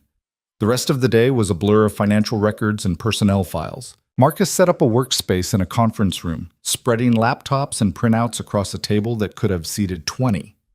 Alina dove into the numbers, looking for patterns, anomalies, anything that didn't fit. Derek's assistant was a woman named Rachel Kim, 28, MBA from NYU, hired 18 months ago. Her salary was $75,000, but her credit card statement showed spending that suggested twice that income. Designer clothes, expensive restaurants. A trip to Monaco 3 months ago. Rachel Kim, Alina said, sliding the file to Marcus. Look at this. Marcus scanned the documents, his expression darkening. Yeah, that's not right. No one lives like this on her salary. Can you trace her other accounts? Already on it, Marcus typed rapidly. She's got 3 bank accounts, 2 domestic, 1 in the Caymans. The Cayman account received deposits totaling $200,000 over the last year. From where? Rooting through. Oh, wait. Marcus's fingers stilled. The deposits traced back to Meridian Holdings. There it was. The connection. Rachel's the leak, Alina said. She's been feeding information to whoever runs Meridian. That's how they knew about the routes, the shipments, everything. Derek's assistant has access to all his files, all his communications. Marcus was already pulling up more data. She could have been skimming with him or separately. Either way, she's dirty. Where is she now? Marcus checked. According to her calendar, she's at the investment office, regular workday. Alina stood. We need to grab her before she runs. Lorenzo will want to handle this himself. Then call him, but we can't wait. If she figures out we're on to her, she'll disappear like Chen. Marcus made the call. Lorenzo answered on the first ring, listened to the brief explanation, and said 3 words. Bring her in. 20 minutes later, Alina was in a car with 2 of Lorenzo's enforcers, heading back into the city. Marcus had stayed behind to keep digging, but he'd given them everything they needed. Rachel's schedule, her usual routes, even her car's license plate. They found her in the parking garage beneath the investment firm's building, walking to her car with her phone pressed to her ear. She looked exactly like her photo, petite, professional, completely unassuming. The enforcers moved fast. One blocked her path. The other took her phone, cutting off whatever conversation she'd been having. Rachel's eyes went wide with fear. Mrs. Vance would like to talk to you, the first enforcer said calmly. Alina stepped out of the car. Hello, Rachel. We need to discuss your finances. Rachel's face drained of color. I don't know what you're talking about. The $200,000 in your Cayman account says otherwise. The deposits from Meridian Holdings, the information you've been selling. Alina kept her voice level, professional. We can do this here, or we can do this somewhere more private. Your choice. Rachel looked at the enforcers, then at Alina, calculating her options. She had none, and they both knew it. Fine, she whispered, but I want a lawyer. You'll get one, after you talk to my husband. They brought Rachel to the estate and put her in a small study on the first floor. Not Lorenzo's office, somewhere more intimate, more intimidating. Alina waited in the hallway while Lorenzo went in alone. Through the door she could hear voices. Rachel's, high and frightened. Lorenzo's, calm and inexorable. Adrian appeared beside her. You found her. Marcus found her. I just helped collect her. Alina glanced at him. Did you get to Chen's apartment? Before the police, thank God. Found his laptop, some burner phones, bank records. Adrian held up a plastic bag with electronics. Marcus is going to love me. What's on them? Don't know yet. Encrypted. But we've got people who can crack it. Adrian looked at the closed door. How long has Lorenzo been in there? 10 minutes. She'll break in 5 more. Lorenzo has a way of making people feel like confession is their only option. Adrian was right. 15 minutes after they'd brought her in, the door opened and Lorenzo emerged, his expression dark. She's been working for them for 18 months, he said without preamble. Someone approached her at a conference, offered her money to pass along information. Shipping schedules, financial records, internal communications. She didn't know who she was really working for. Everything went through encrypted channels and dead drops. Did she know about the forgery? Alina asked. No, she didn't even know about Chen. She just passed information and collected payments. Lorenzo's jaw was tight. But she gave me something useful. The next dead drop is scheduled for tomorrow night. A park in Queens, 11 p.m. She's supposed to deliver Derek's latest quarterly reports. A chance to catch whoever's running her, Adrian said. Exactly. We let Rachel make the drop. We watch. We follow whoever picks it up. Lorenzo looked at Alina. And we finally get a face to go with this conspiracy. Alina felt a chill run through her. Tomorrow night, they might finally know who'd been destroying Lorenzo's empire from the inside. Tomorrow night, everything could change. The hours before the drop crawled by like broken glass. Alina spent most of the day with Marcus, combing through the data from Chen's laptop. The encryption had been good, but not perfect, and Marcus's team had cracked it by noon. What they found was a roadmap of destruction. Emails detailing shipping routes, financial transfers showing the skimming operation, even photographs of warehouse layouts taken from inside Lorenzo's own facilities. But nowhere in the files was a name. Whoever had hired Chen had been careful, using only encrypted messaging services and anonymous payment channels. The digital trail went cold at Meridian Holdings, the same offshore entity they'd been chasing since the beginning. They're a ghost, Marcus said, frustration evident in his voice. Professional-grade operational security. This isn't some amateur playing gangster. This is someone who knows exactly how to stay invisible. Alina stared at the screen, her eyes burning from hours of reading. Rachel said the person who recruited her approached her at a conference. Which conference? Marcus pulled up Rachel's calendar from 18 months ago. Financial Technology Summit in Manhattan. 3-day event. Approximately 5,000 attendees. 5,000 people, Alina murmured. But how many of those would have known she worked for Derek? How many would have had reason to target her specifically? You think the recruiter knew the organization? I think they knew exactly who to approach and when. Rachel wasn't random. She was selected. Alina stood, pacing. Pull the attendee list for that conference. Cross-reference it with anyone connected to Lorenzo's business. Employees, competitors, business partners. Someone on that list knew Rachel would be vulnerable. Marcus's fingers flew across the keyboard. That's going to take time. The conference organizers might not even have the records anymore. Then we get creative. Social media posts, tagged photos, credit card receipts from hotels near the venue.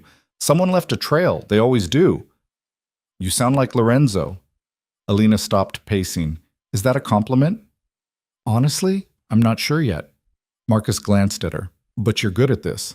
Better than most people he's worked with. You see connections other people miss. Pattern recognition. It's what I do. It's more than that. You think like them. Like the people we're hunting. You understand how they plan, how they cover their tracks. Marcus's expression was unreadable. Makes me wonder what you could do if you decided to go the other direction. You think I'm capable of this? Of destroying an organization from the inside? I think you're capable of a lot of things. Whether you choose to use those skills for or against us, he shrugged. Time will tell. It should have felt like an accusation. Instead, it felt like acknowledgement. Alina returned to the data, but Marcus's words lingered like smoke. She was good at this, frighteningly good. And somewhere in the back of her mind, a small voice whispered that maybe she'd found something she was meant to do, something more than optimizing shipping routes and cutting costs. By evening, the estate had transformed into a command center. Lorenzo's office was filled with maps of queens, surveillance equipment, and enough weapons to stage a small coup. Tony was briefing a team of 6 enforcers on positions and protocols. Sophia had somehow procured night vision gear. Even Carlo had shown up, offering to coordinate communications from a mobile command post. And Adrian stood in the corner, loading a gun with practiced efficiency. Alina watched him, surprised. "I didn't know you carried." Adrian looked up, his usual smile absent. "I don't, usually. That's Lorenzo's department. But tonight feels different. Tonight feels like everything's about to break open." He checked the magazine, slid it home with a decisive click. "I'd rather have it and not need it than the alternative." Lorenzo entered, already dressed in black tactical gear that made him look even more dangerous than usual. His gaze swept the room, cataloging everything, before landing on Alina. "You're staying here," he said. "Not a question." "No." "Alina, you need me there. I'm the only one who's actually seen all the data, who understands the full pattern. If something goes wrong, if the person who shows up isn't who we expect, I'll recognize it faster than anyone else." "She's right," Marcus said from his laptop. "Alina's the best analyst we have. If this goes sideways, she'll spot it first." Lorenzo's expression was thunderous. "This isn't a data analysis exercise. This is a tactical operation. People could get hurt." "People are already getting hurt. Chen's dead. My father's sick. Your empire is falling apart." Alina moved closer, meeting Lorenzo's gaze without flinching. "I'm not staying behind while you risk everything. We're partners in this, remember? That was the deal." The room had gone silent. Everyone was watching them, this battle of wills between the crime boss and his unexpected wife. Finally, Lorenzo exhaled sharply. "Fine, but you stay in the vehicle with Marcus. You don't move unless I say so. And if shooting starts, you hit the floor. Understood?" "Understood." "I mean it, Alina.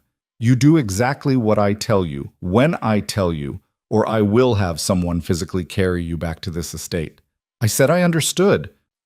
Lorenzo held her gaze for another moment, then turned to the team. "Let's move." The park in Queens was one of those forgotten urban spaces. Overgrown paths, broken streetlights, benches covered in graffiti. At 11 p.m., it was deserted except for the occasional distant sound of traffic. Rachel had been clear about the location, a bench near the east entrance, beneath a dying oak tree.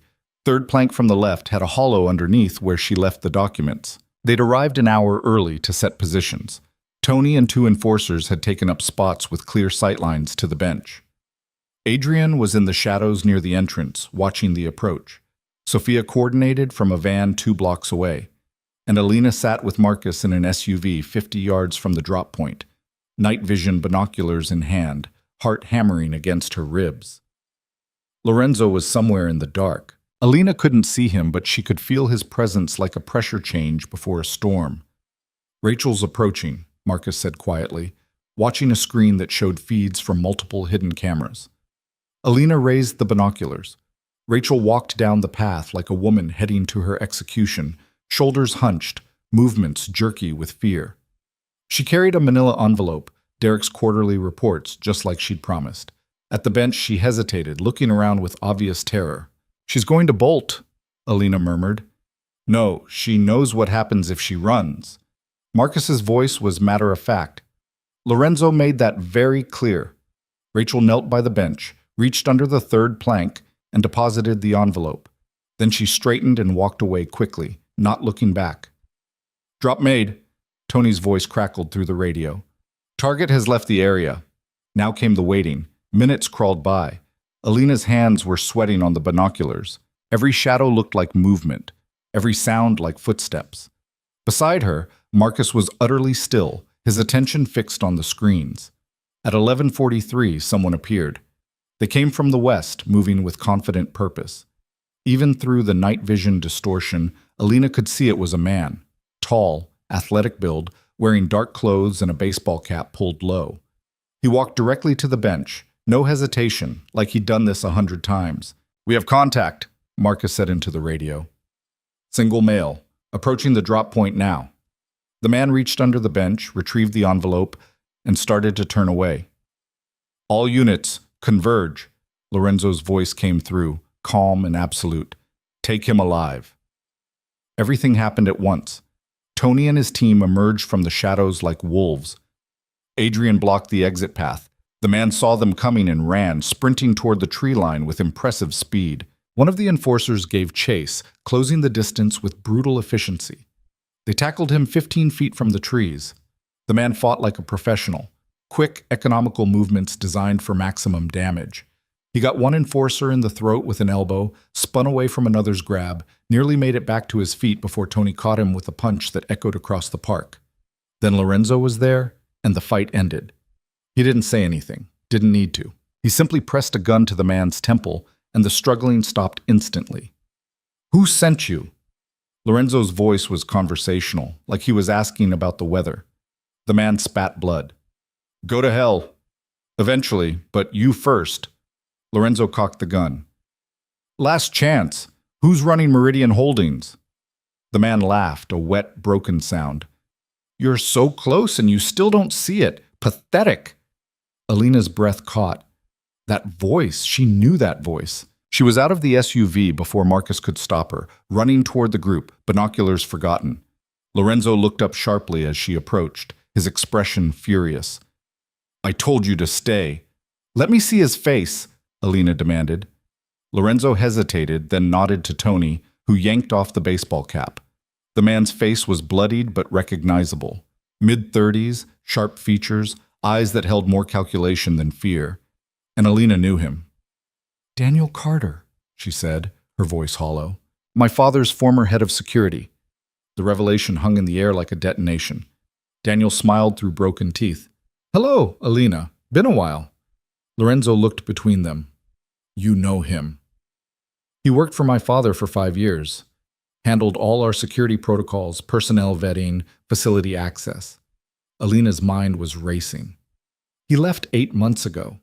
Dad said it was amicable, that Daniel wanted to pursue other opportunities. Other opportunities like destroying the Russo family from the inside," Daniel said. "Your father was so trusting, so easy to manipulate. All those years I had access to everything, client lists, financial records, security codes. I knew every weakness in his operation." "Why?" Alina's voice shook. "My father trusted you. He treated you like family." "Your father was weak. A criminal playing at being legitimate, making just enough dirty money to fund his moral crusade. It was insulting." Daniel's smile widened. But his connections were valuable. His logistics network, his shipping routes, his relationships with families like the Vances. All I had to do was wait for the right moment to leverage them. Lorenzo pressed the gun harder against Daniel's skull. "Who are you working for?" "That's the best part." Daniel's eyes gleamed with something like triumph. "I'm not working for anyone. I'm working with someone. Someone who's been part of your organization longer than you've been alive. Someone you trust completely." The temperature seemed to drop 20 degrees. "Lying won't save you," Lorenzo said quietly. "I'm not lying. Why do you think this has been so easy? Why do you think every move you make, we're 3 steps ahead?" Daniel looked at Alina. "The forgery was brilliant, wasn't it? Put you right where we wanted you, inside Lorenzo's house, analyzing his operation, feeding us information without even knowing it." "I haven't fed anyone anything," Alina said. "Haven't you? Every question you've asked, every file you've accessed, every conversation you've had, it's all been observed, recorded, analyzed." Daniel's gaze shifted to someone behind Lorenzo. "Isn't that right?" Alina turned, following his look. Adrian stood at the edge of the group, his gun still holstered, his expression unreadable. "Adrian?" Lorenzo's voice was very carefully controlled. "I'm sorry, brother." Adrian's hand moved to his weapon, but he didn't draw it. "I really am." The world seemed to stop. Lorenzo's gun didn't waver from Daniel's head, but his attention was wholly on his brother. "Tell me you're not part of this." "I didn't want it to be like this. I tried to keep you out of it, tried to make it clean." Adrian's usual charm was gone, replaced by something harder. "But you wouldn't let it go. You kept digging, kept investigating, and then you brought her in." He looked at Alina with something that might have been regret. "That complicated things." "How long?" Lorenzo's voice was barely above a whisper. 2 years, since Derek started skimming. That was me, Lorenzo. My operation. I recruited him, set up Meridian Holdings, built the whole infrastructure. Adrian finally drew his gun, but he kept it pointed at the ground. I've been preparing to take over for 2 years, building alliances, securing resources, positioning myself as the acceptable alternative when you inevitably fell. Tony stepped forward. You traitorous piece of... Stay back, Tony. Adrian's gun came up slightly, not quite aiming but making the threat clear. I don't want to hurt anyone. That was never the plan. The plan was a quiet transition. Lorenzo steps down, I step up, and the organization continues stronger than before. By destroying everything I've built, Lorenzo's voice was ice. By modernizing what you've built. You're stuck in the old ways, Lorenzo. Violence and intimidation and ruling through fear. It's not sustainable. I've been building something better. Legitimate businesses, political connections, a future where we don't have to hide in the shadows. Adrian's expression was almost pleading. I wanted you to see that, to step aside willingly and let me show you what we could become. So you forged a contract to drag an innocent woman into this? Alina was never innocent. She's Vincent Russo's daughter, trained to see patterns and solve problems. I knew if I put her in your house, she'd either help me dismantle your operation from the inside or force you to reveal your weaknesses trying to protect her. Adrian looked at Alina. I underestimated you, though. I thought you'd be a pawn. Instead, you became a player. Alina felt like the ground had opened beneath her. All those conversations with Adrian, his easy charm, his helpful advice, his warnings about trusting Lorenzo, it had all been manipulation. The warehouse hits, Lorenzo said, his voice deadly calm. The stolen shipments, Chen's murder, that was all you? Chen was Daniel's call. I would have preferred to keep him alive, but he was too exposed. Adrian shrugged. The rest, yes. Carefully orchestrated to weaken your position, make your captains question your leadership, create openings for me to demonstrate I could handle things better. And now? Lorenzo asked. What's your play now, Adrian? You've been exposed. Your conspiracy is falling apart. What exactly do you think happens next? Adrian's smile was sad. Now I offer you a choice, brother.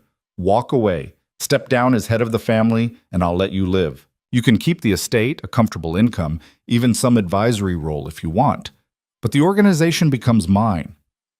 And if I refuse, then this gets messy. I have support, Lorenzo, more than you know. Half your captains are ready to flip the moment I give the word. Your loyal lieutenants, Marcus, Tony, Sophia, they're all brave and competent, but they're outnumbered. If you force a war, you'll lose. You're bluffing. Am I? Adrian's expression hardened. You want proof? Where's Marcus right now? Lorenzo's face went very still. Alina's blood turned to ice. Marcus had been in the SU-5 with her. He'd stayed behind when she ran to see Daniel's face. And now, she turned and looked back toward the vehicle. The SUV's doors were open. Marcus was gone. I had people pick him up the moment you left the vehicle, Adrian said. He's alive, unharmed, and will stay that way as long as you're reasonable. But that's just one example. I have contingencies in place.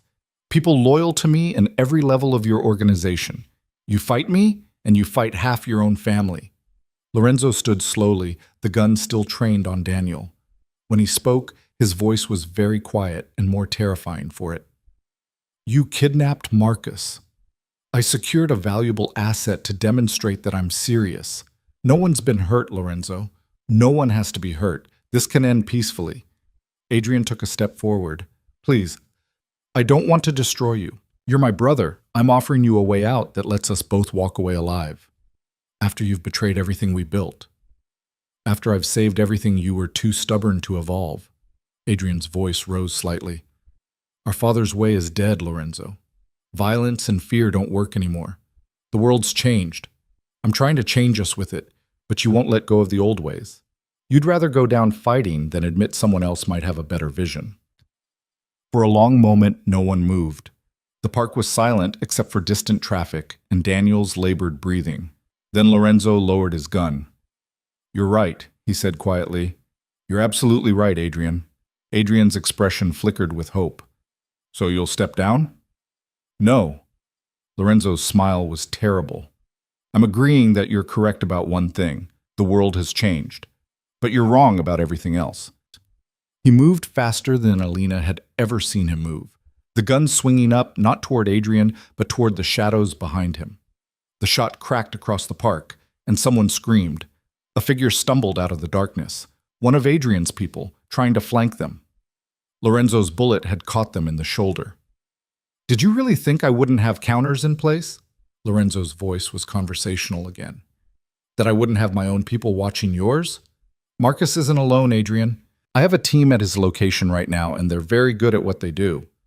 As if on cue, Lorenzo's phone buzzed. He glanced at it, then smiled without humor. Marcus is secure. Your people have been neutralized. So much for your leverage. Adrian's face went pale. Lorenzo, and as for your supporters in my organization? Lorenzo looked at Tony, who was already on his phone. Tony's been quietly recording this entire conversation. It's already been transmitted to every captain, every lieutenant, every person you thought you'd turned against me. They're hearing you confess to 2 years of betrayal. How many do you think will still support you now? The pieces fell into place with brutal clarity. This had been Lorenzo's play all along, not just to catch the traitor, but to expose them so completely that no one could claim ignorance or split loyalty. Adrian seemed to realize it at the same moment. His gun came up, but he was too slow. Tony moved first, his weapon trained on Adrian with steady hands. Don't, Tony said simply. Adrian looked at his brother, and something broke in his expression. I was trying to save you. By destroying me. Lorenzo's voice was soft, almost gentle. That's not salvation, Adrian. That's murder wrapped in good intentions. You would have done the same thing if our positions were reversed. No, I would have talked to you. I would have been honest about my concerns. I would have trusted that we could find a solution together. Lorenzo's expression was infinitely sad. But you never trusted me, did you? You spent 2 years lying, manipulating, destroying everything we built because you couldn't have a single honest conversation with your own brother. You never would have listened. You never gave me the chance. The words came out like a whip crack. Lorenzo visibly controlled himself, his voice dropping back to that deadly calm. You assumed. You decided what I would or wouldn't do, and you built an entire conspiracy around those assumptions. And now people are dead. My organization is in chaos. And you're standing here with a gun, still thinking you had the right to make those choices for everyone. Adrian's hand trembled. What now? Now you put down the weapon. Now you tell me everything. Every person you recruited, every operation you've compromised, every secret you've sold. And then... Lorenzo's jaw tightened. Then I decide whether you live or die. For a terrible moment, Alina thought Adrian might shoot. His finger twitched on the trigger, his eyes wild with trapped animal desperation. Then his shoulders slumped, and he let the gun fall to the ground. I'll tell you everything, he said quietly. Every name, every operation, all of it. Good. Lorenzo gestured, and 2 enforcers moved forward to secure Adrian. Take him to the estate. Lock him in the east wing. No one sees him. No one talks to him until I get there. As they led Adrian away, he called back, I really was trying to save you, Lorenzo. Lorenzo didn't respond. Daniel, still on the ground with a gun to his head, laughed weakly. Family loyalty. Beautiful thing, isn't it? Shut up. Lorenzo looked at Tony. Take him to the facility. Marcus will want to have a very long conversation with him about exactly what he's been doing for the last 2 years. With pleasure, boss. They hauled Daniel to his feet and dragged him toward a waiting van.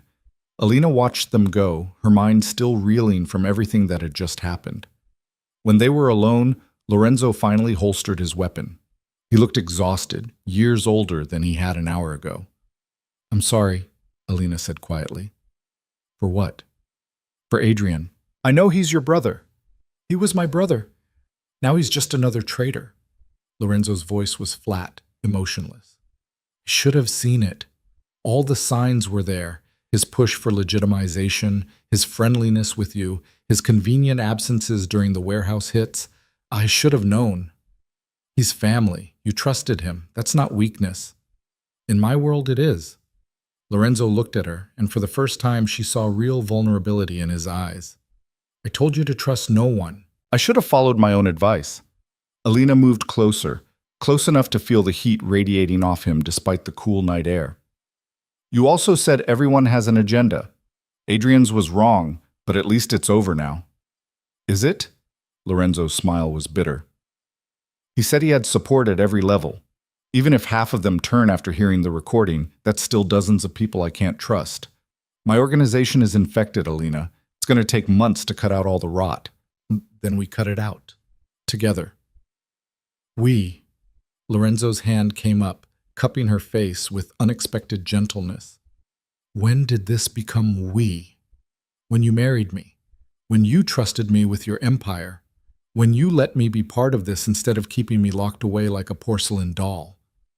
Alina leaned into the touch without thinking. We're partners, remember? That's what you said. I said a lot of things. Most of them were tactics. Were they? Lorenzo was quiet for a long moment, his thumb brushing her cheekbone. I don't know anymore. The admission hung between them, fragile and dangerous. Then Lorenzo's phone rang, shattering the moment. He answered it, listened briefly, and his expression hardened. I'll be right there. What is it? Alina asked. Marcus interrogated 2 of Adrian's lieutenants. They gave up names. Lorenzo was already moving toward the vehicles. We have work to do. The purge began that night and continued for 3 days. Every person Adrian had compromised was identified, interrogated, and dealt with. Some were merely fired. Others faced harsher consequences. Derek was gone within hours, his assets seized, his reputation destroyed. Rachel disappeared entirely, though Alina suspected she'd been given a choice between exile and something worse. The organization bled personnel, but what remained was loyal, tested, stronger. Alina worked alongside Marcus and Lorenzo through all of it, analyzing confessions, cross-referencing claims, building a complete picture of Adrian's conspiracy. It was massive. 2 years of careful recruitment, bribery, and manipulation. Adrian had been thorough, methodical, and almost successful. Almost. On the 4th day, Lorenzo called a meeting of all remaining captains. The dining room was full again, but the faces were different.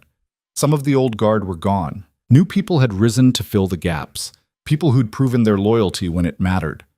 Lorenzo stood at the head of the table, and the room fell silent. For 2 years we were infiltrated, he said without preamble. Someone we trusted, someone I loved, tried to destroy us from within.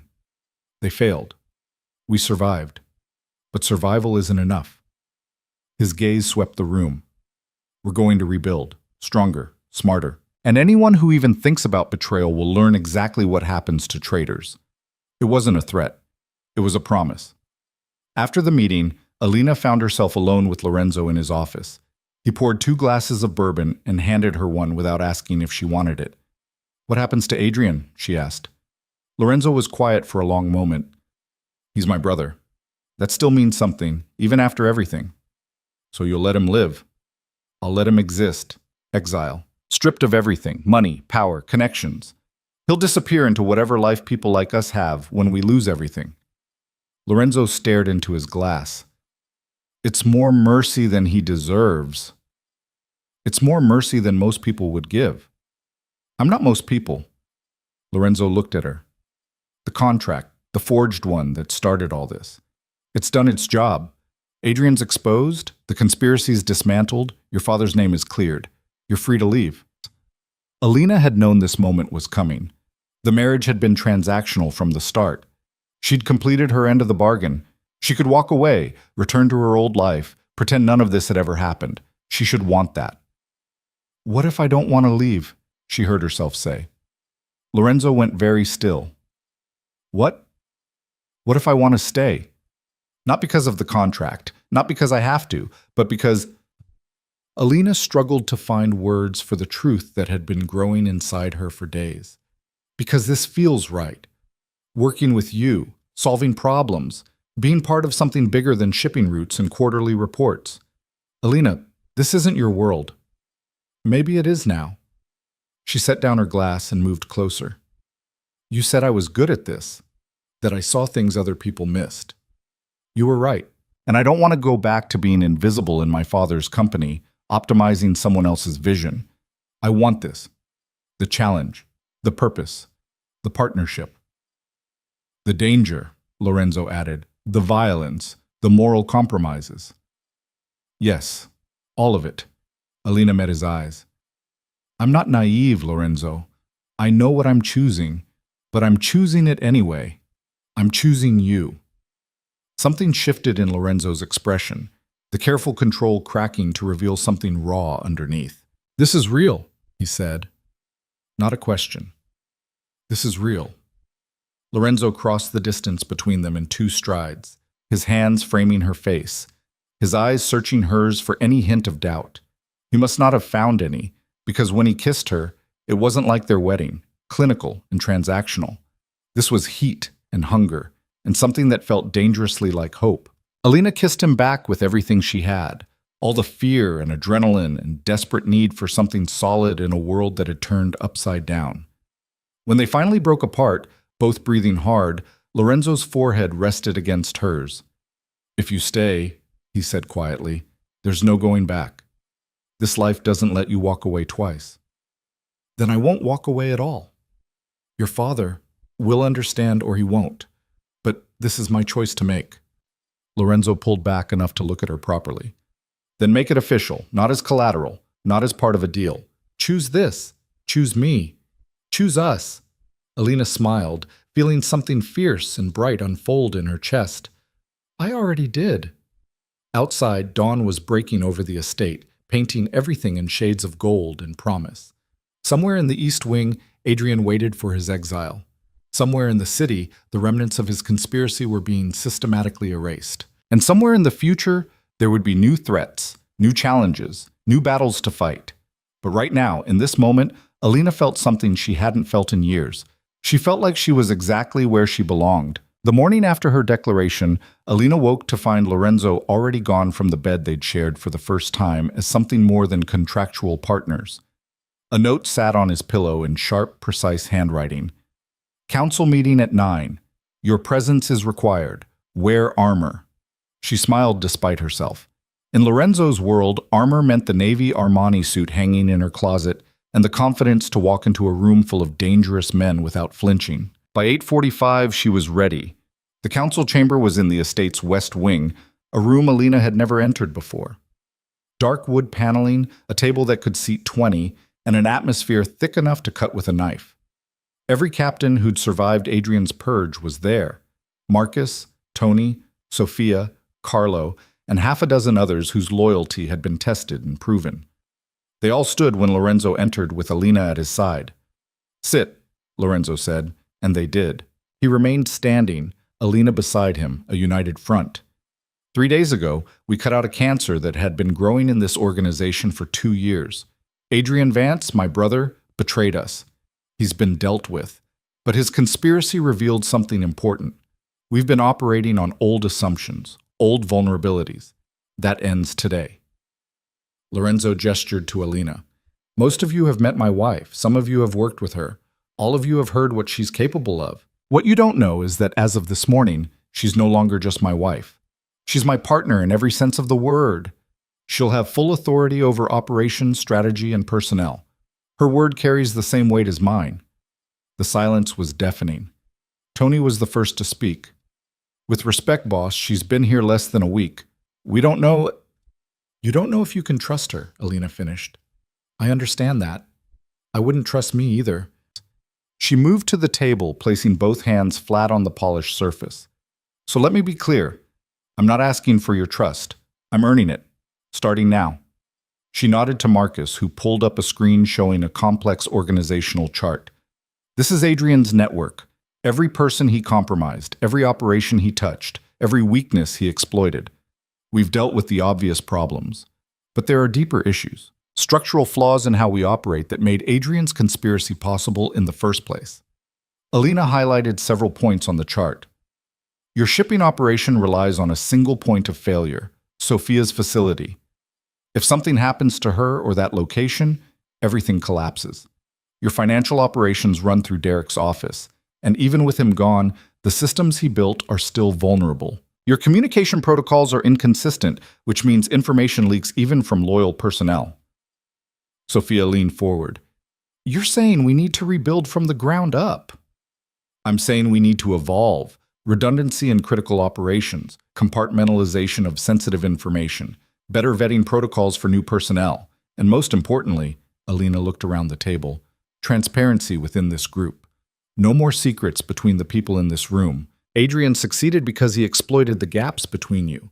We close those gaps, we become unbreakable. Carlo was nodding slowly. It's solid strategy, but implementing it will take time. Months, maybe years. Then we start today, Lorenzo said. Marcus, you'll work with Alina on the new security protocols. Sophia, we're diversifying the shipping operation. I want 3 facilities running within 6 months. Tony, communication overhaul is yours. Carlo, you're expanding the legitimate businesses to create better cover and revenue streams. Orders given, plan set in motion. The meeting continued for another hour, hammering out details, addressing concerns, building consensus. By the time it ended, Alina could see the shift in how the captains looked at her. Not quite trust, not yet, but respect. Recognition that she belonged at that table. As people filed out, Marcus hung back. That was good work, he said quietly. The structural analysis. I've been thinking the same things for months, but couldn't figure out how to say them without sounding like I was questioning Lorenzo's leadership. The advantage of being new, Alina said. I can say uncomfortable truths because I don't have years of loyalty weighing down every word. Use that while you can. Eventually, you'll be just as invested as the rest of us. Marcus glanced toward Lorenzo, who was speaking with Carlo. He's different with you, more human. I didn't think that was possible. Everyone's human, Marcus. Some people just hide it better. Maybe. Or maybe some people forgot how to be human until someone reminded them. Marcus nodded once and left. Alina found herself alone with Lorenzo in the empty council chamber.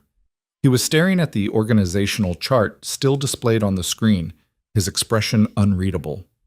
You didn't tell me you were going to announce me as your partner, Alina said. Would you have objected? No, but a heads up would have been nice. Lorenzo's mouth twitched.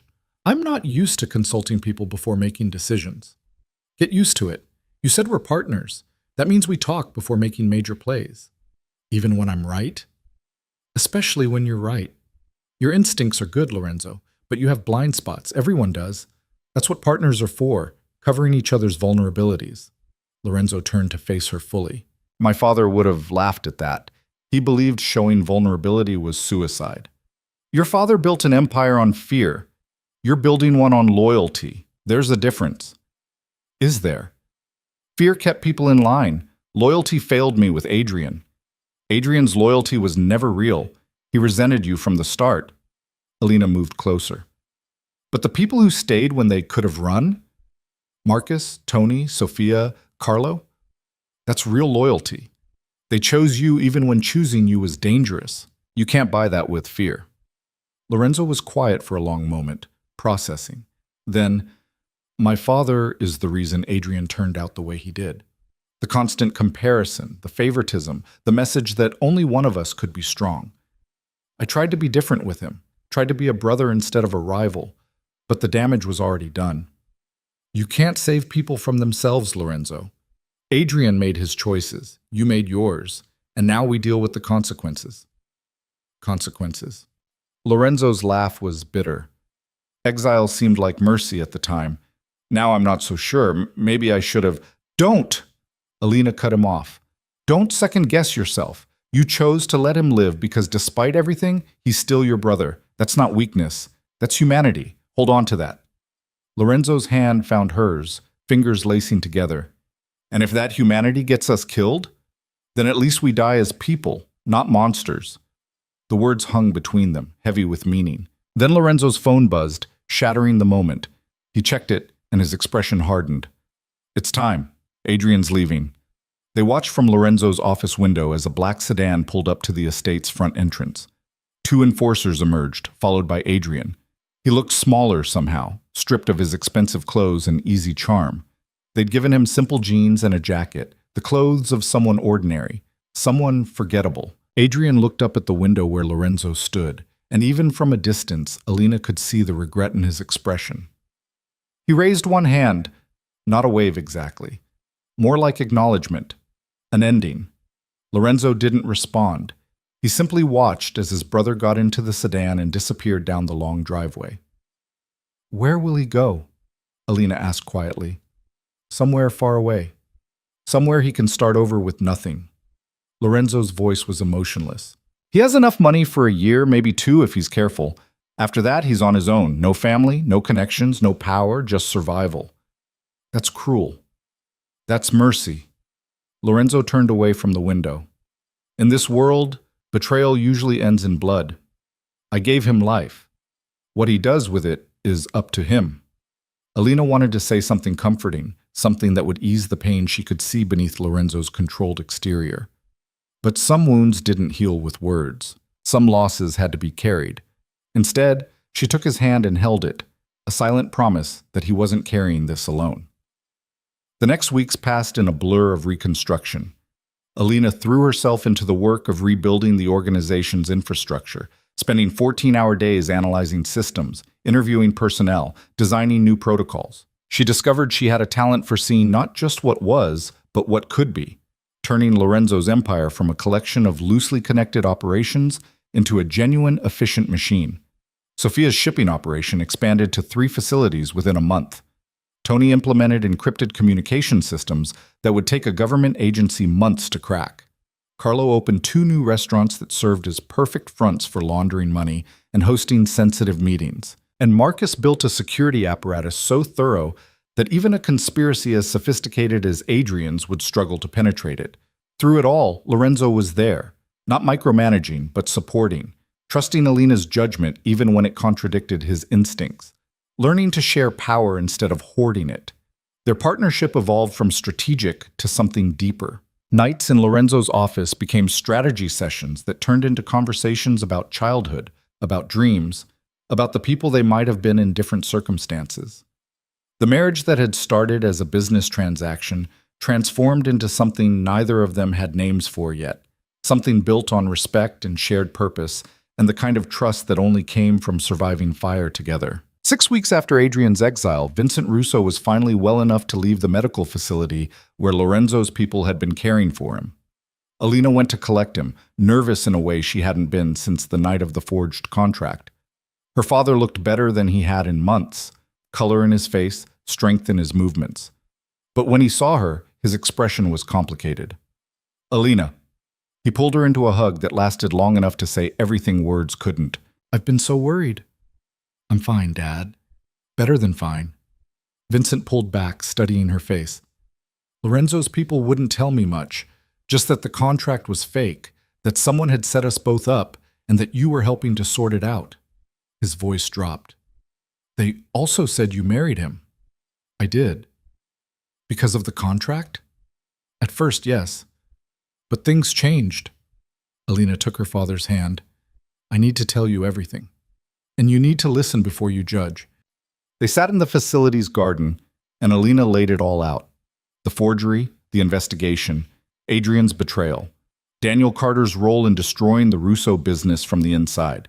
She told him about the conspiracy that had been dismantling his company for months while he thought he was losing his mind. She told him about the choice she'd made to stay with Lorenzo not because she had to, but because she wanted to. Vincent listened without interrupting, his expression cycling through shock, anger, grief, and finally something like understanding. "Daniel," he said when she finished, "I trusted him completely." "I know. He used that trust to access everything you'd built. The good news is that we've recovered most of what was stolen. Your company is still viable, Dad. The logistics network, the client relationships, the infrastructure, it's all still there. It just needs someone to run it." "Someone like you?" Vincent said quietly. "No, someone like you. This is your company, Dad. Your legacy. I can help rebuild it, restructure it, make it stronger. But it's yours." Vincent was quiet for a long moment, looking at his daughter like he was seeing her for the first time. "When did you grow up?" "When I had to," Alina smiled. "When the world demanded it." "And Lorenzo? What does he get out of this arrangement?" "A partner. Someone who sees the world the way he does, but isn't afraid to challenge him. Someone who can help him build something better than what his father left him." Alina met her father's gaze steadily. "I love him, Dad. I didn't plan to. It wasn't part of the deal, but I do. Vincent's expression softened. Does he love you? I think so. He hasn't said it yet. Lorenzo's not good with words like that. But the way he looks at me, the way he trusts me with everything he's built, I think that's his version of love. And you're happy? Truly? Happier than I've been in years. I'm using everything you taught me, Dad. Every lesson about patterns and systems and seeing what other people miss. But I'm using it to build something that matters. Something bigger than quarterly reports and shipping efficiency. Vincent pulled her into another hug. Then I'm proud of you. And I approve. Even if the man you married is the most dangerous person I've ever met. He's not as dangerous as people think. He's just been alone for too long. They spent another hour talking through the details of restoring the Russo company. Lorenzo had already prepared a comprehensive plan, returning all stolen assets, clearing Vincent's name with business partners, even providing capital to cover the losses Daniel had caused. It was more than generous. It was a peace offering from a man who understood the value of family, even if his own had betrayed him. When Alina returned to the estate that evening, she found Lorenzo in the garden, standing by the fountain where they'd walked that first night. He looked up when she approached, and something in his expression made her heart catch. My father approves, she said. Of us. Of everything. I'm glad. Lorenzo's voice was carefully neutral. He also said you're the most dangerous person he's ever met. He's not wrong. Alina moved closer, close enough to feel the warmth of him in the cool evening air. You're also the most honorable person I've ever met. You gave my father back everything Daniel stole. You didn't have to do that. Yes, I did. Because it matters to you. And what matters to you? Lorenzo's hand came up, cupping her face with that gentle touch that still surprised her. What matters to you matters to me. Lorenzo, let me say this. His thumb brushed her cheekbone. I'm not good at this. At feelings, at vulnerability, at any of the things that normal people seem to do without thinking. My father beat emotions out of me before I was 10, taught me that caring about people was weakness, that love was a liability, and for years I believed him. He took a breath, and Alina could see how much this cost him. But then you walked into my office with your forged contract and your sharp mind and your complete refusal to be intimidated, and you dismantled every wall I'd spent my life building like they were made of paper. Lorenzo's voice dropped to barely above a whisper. I don't know if I'm capable of love the way other people experience it, but what I feel for you, it's the closest thing I've ever felt to it. You make me want to be better, not for the organization, not for the empire, but for you, because you deserve someone who's worthy of the choice you made. Alina's vision blurred with tears she refused to let fall. You are worthy. You always have been. You just couldn't see it. I see it when you look at me. I see it when you challenge me to be more than my father's son. I see it when you trust me with your father's life, your future, your heart. Lorenzo's forehead touched hers. I love you, Alina. I don't know if I'm saying it right, but it's true. I love you. The words hung in the air between them, precious and terrifying and absolutely perfect. I love you too, Alina said, and kissed him with everything she had, all the fear and hope and desperate joy of finding something she hadn't known she was searching for. When they finally broke apart, both breathing hard, Lorenzo smiled. It was the most genuine smile she'd ever seen from him, unburdened by calculation or control. So what now? He asked. Now we build. Together. An empire that's worthy of both of us. One that helps people instead of just using them. One that proves your father was wrong about everything. Lorenzo's smile turned sharper. Ambitious. You married an ambitious woman. What did you expect? Exactly this. 3 months later, Alina stood in front of a room full of investors and business leaders, presenting the new joint venture between Vance Logistics and Russo Distribution. On paper, it was a straightforward business partnership, combining resources to create the most efficient shipping network on the eastern seaboard. In reality, it was the first step in Lorenzo's plan to legitimize his empire, to build something that could survive in the light instead of just the shadows. Vincent sat in the front row, looking stronger than he had in years. Beside him was Marcus, there to ensure everything went smoothly. In the back, barely visible, stood Tony and two other enforcers, a reminder that even in the legitimate world, protection was necessary. And next to the podium, watching with that focused intensity that made her heart race, was Lorenzo. Alina finished her presentation to enthusiastic applause. The investors were excited about projected profits and market expansion. They had no idea they were investing in a crime boss's redemption, and that was exactly how it needed to be. After the meeting, as people mingled and networked, Lorenzo pulled Alina aside into a quiet corner. "That was perfect," he said. "You've turned us into a legitimate corporation in 3 months. It's remarkable. We're not fully legitimate yet. We still have the other operations. We have time. Rome wasn't built in a day, and neither is a legal empire." Lorenzo's hand found hers, fingers lacing together in a gesture that had become comfortable, natural. "Besides, I've been thinking about the next phase." "What next phase?" "The foundation. Using our resources to help people like we were helped. Families destroyed by people like Daniel, communities gutted by corrupt systems. Making a real difference instead of just taking up space in the world." Lorenzo's expression was serious. "It was your idea, remember? From that first night when you said we could be better than my father ever was." Alina remembered. She'd said it without thinking, throwing words into the dark. But Lorenzo had caught them and held on to them, building plans around a future she'd barely dared to imagine. "The Vance Foundation," she said slowly, "for economic development and family services." "Exactly. With you running it, you have the analytical skills to identify where help is needed most, and I have the resources to make it happen." Lorenzo smiled. "Partners, remember?" "Partners," Alina agreed, and kissed him right there in the conference center hallway, not caring who saw. The foundation launched 6 months later with a mission statement that would have made Lorenzo's father roll in his grave: empowering communities through economic opportunity, family support, and systemic change. It started small: scholarships for kids from broken homes, microloans for small businesses in struggling neighborhoods, support services for families dealing with addiction and abuse. But it grew. Within a year, the Vance Foundation was operating in 3 states, helping hundreds of families rebuild their lives. And with each success story, Lorenzo transformed a little more, the hard edges softening, the careful control giving way to something that looked almost like peace.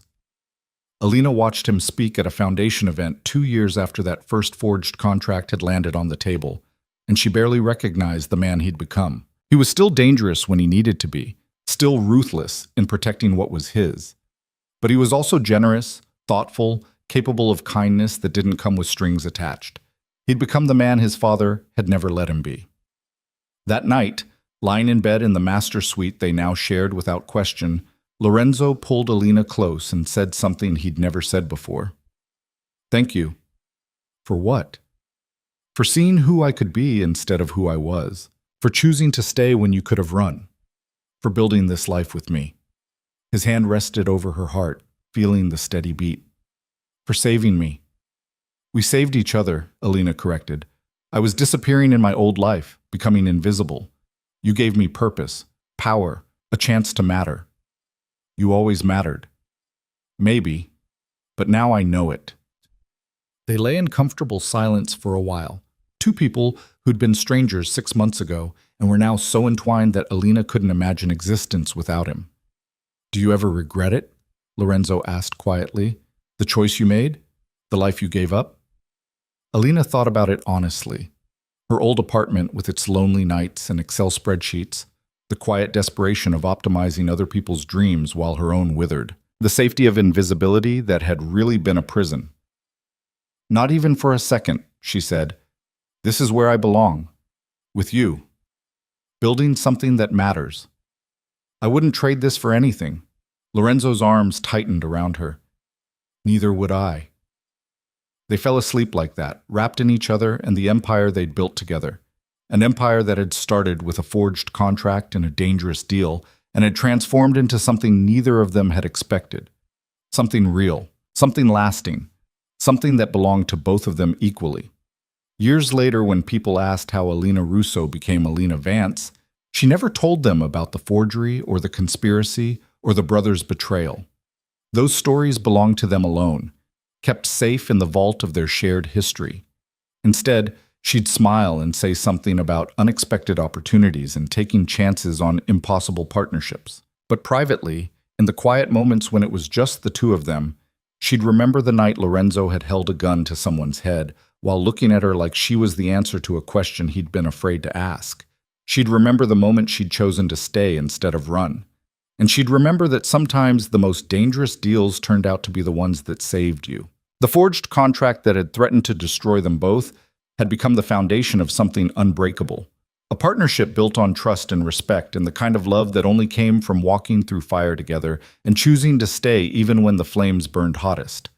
Lorenzo had been right about one thing that first night. The contract had changed everything. Just not in the way anyone expected. It had turned two people who should have been enemies into partners. It had transformed a crime boss into a philanthropist. It had given an invisible woman the power to build something that mattered. And it had proven that sometimes the best things in life started with the most impossible circumstances. Alina looked at Lorenzo across the Foundation's latest fundraising gala, watching him speak with donors and community leaders with the same intensity he'd once reserved for interrogating enemies. He caught her eye and smiled, that rare, genuine smile that still made her heart skip, and she smiled back. They'd built this together, an empire of legitimacy rising from the ashes of violence, a foundation helping hundreds of families build better lives, a partnership that had started as survival and become something neither of them could live without. The forged contract was long gone, destroyed in the purge that had followed Adrian's exposure. But what it had created remained. Love, purpose, power, partnership. Everything they'd built together. And everything they'd become for each other. The game they'd been forced to play had transformed into something real. The marriage of convenience had become a marriage of choice, and the strangers thrust together by circumstance had become soulmates forged in fire. Lorenzo crossed the room to her, his hand finding hers with practiced ease. "Ready to go home?" he asked. Alina looked around at the foundation they'd built, the people they'd helped, the empire they'd transformed. Then she looked at the man beside her, dangerous and honorable, ruthless and kind, hers in every way that mattered. "Yes," she said, "let's go home." And together, they walked out into the night they'd conquered, two people who'd been forced together by lies and had chosen to stay together through truth. The forged contract had brought them together, but love had made them unbreakable. And in the end, that was the only thing that mattered.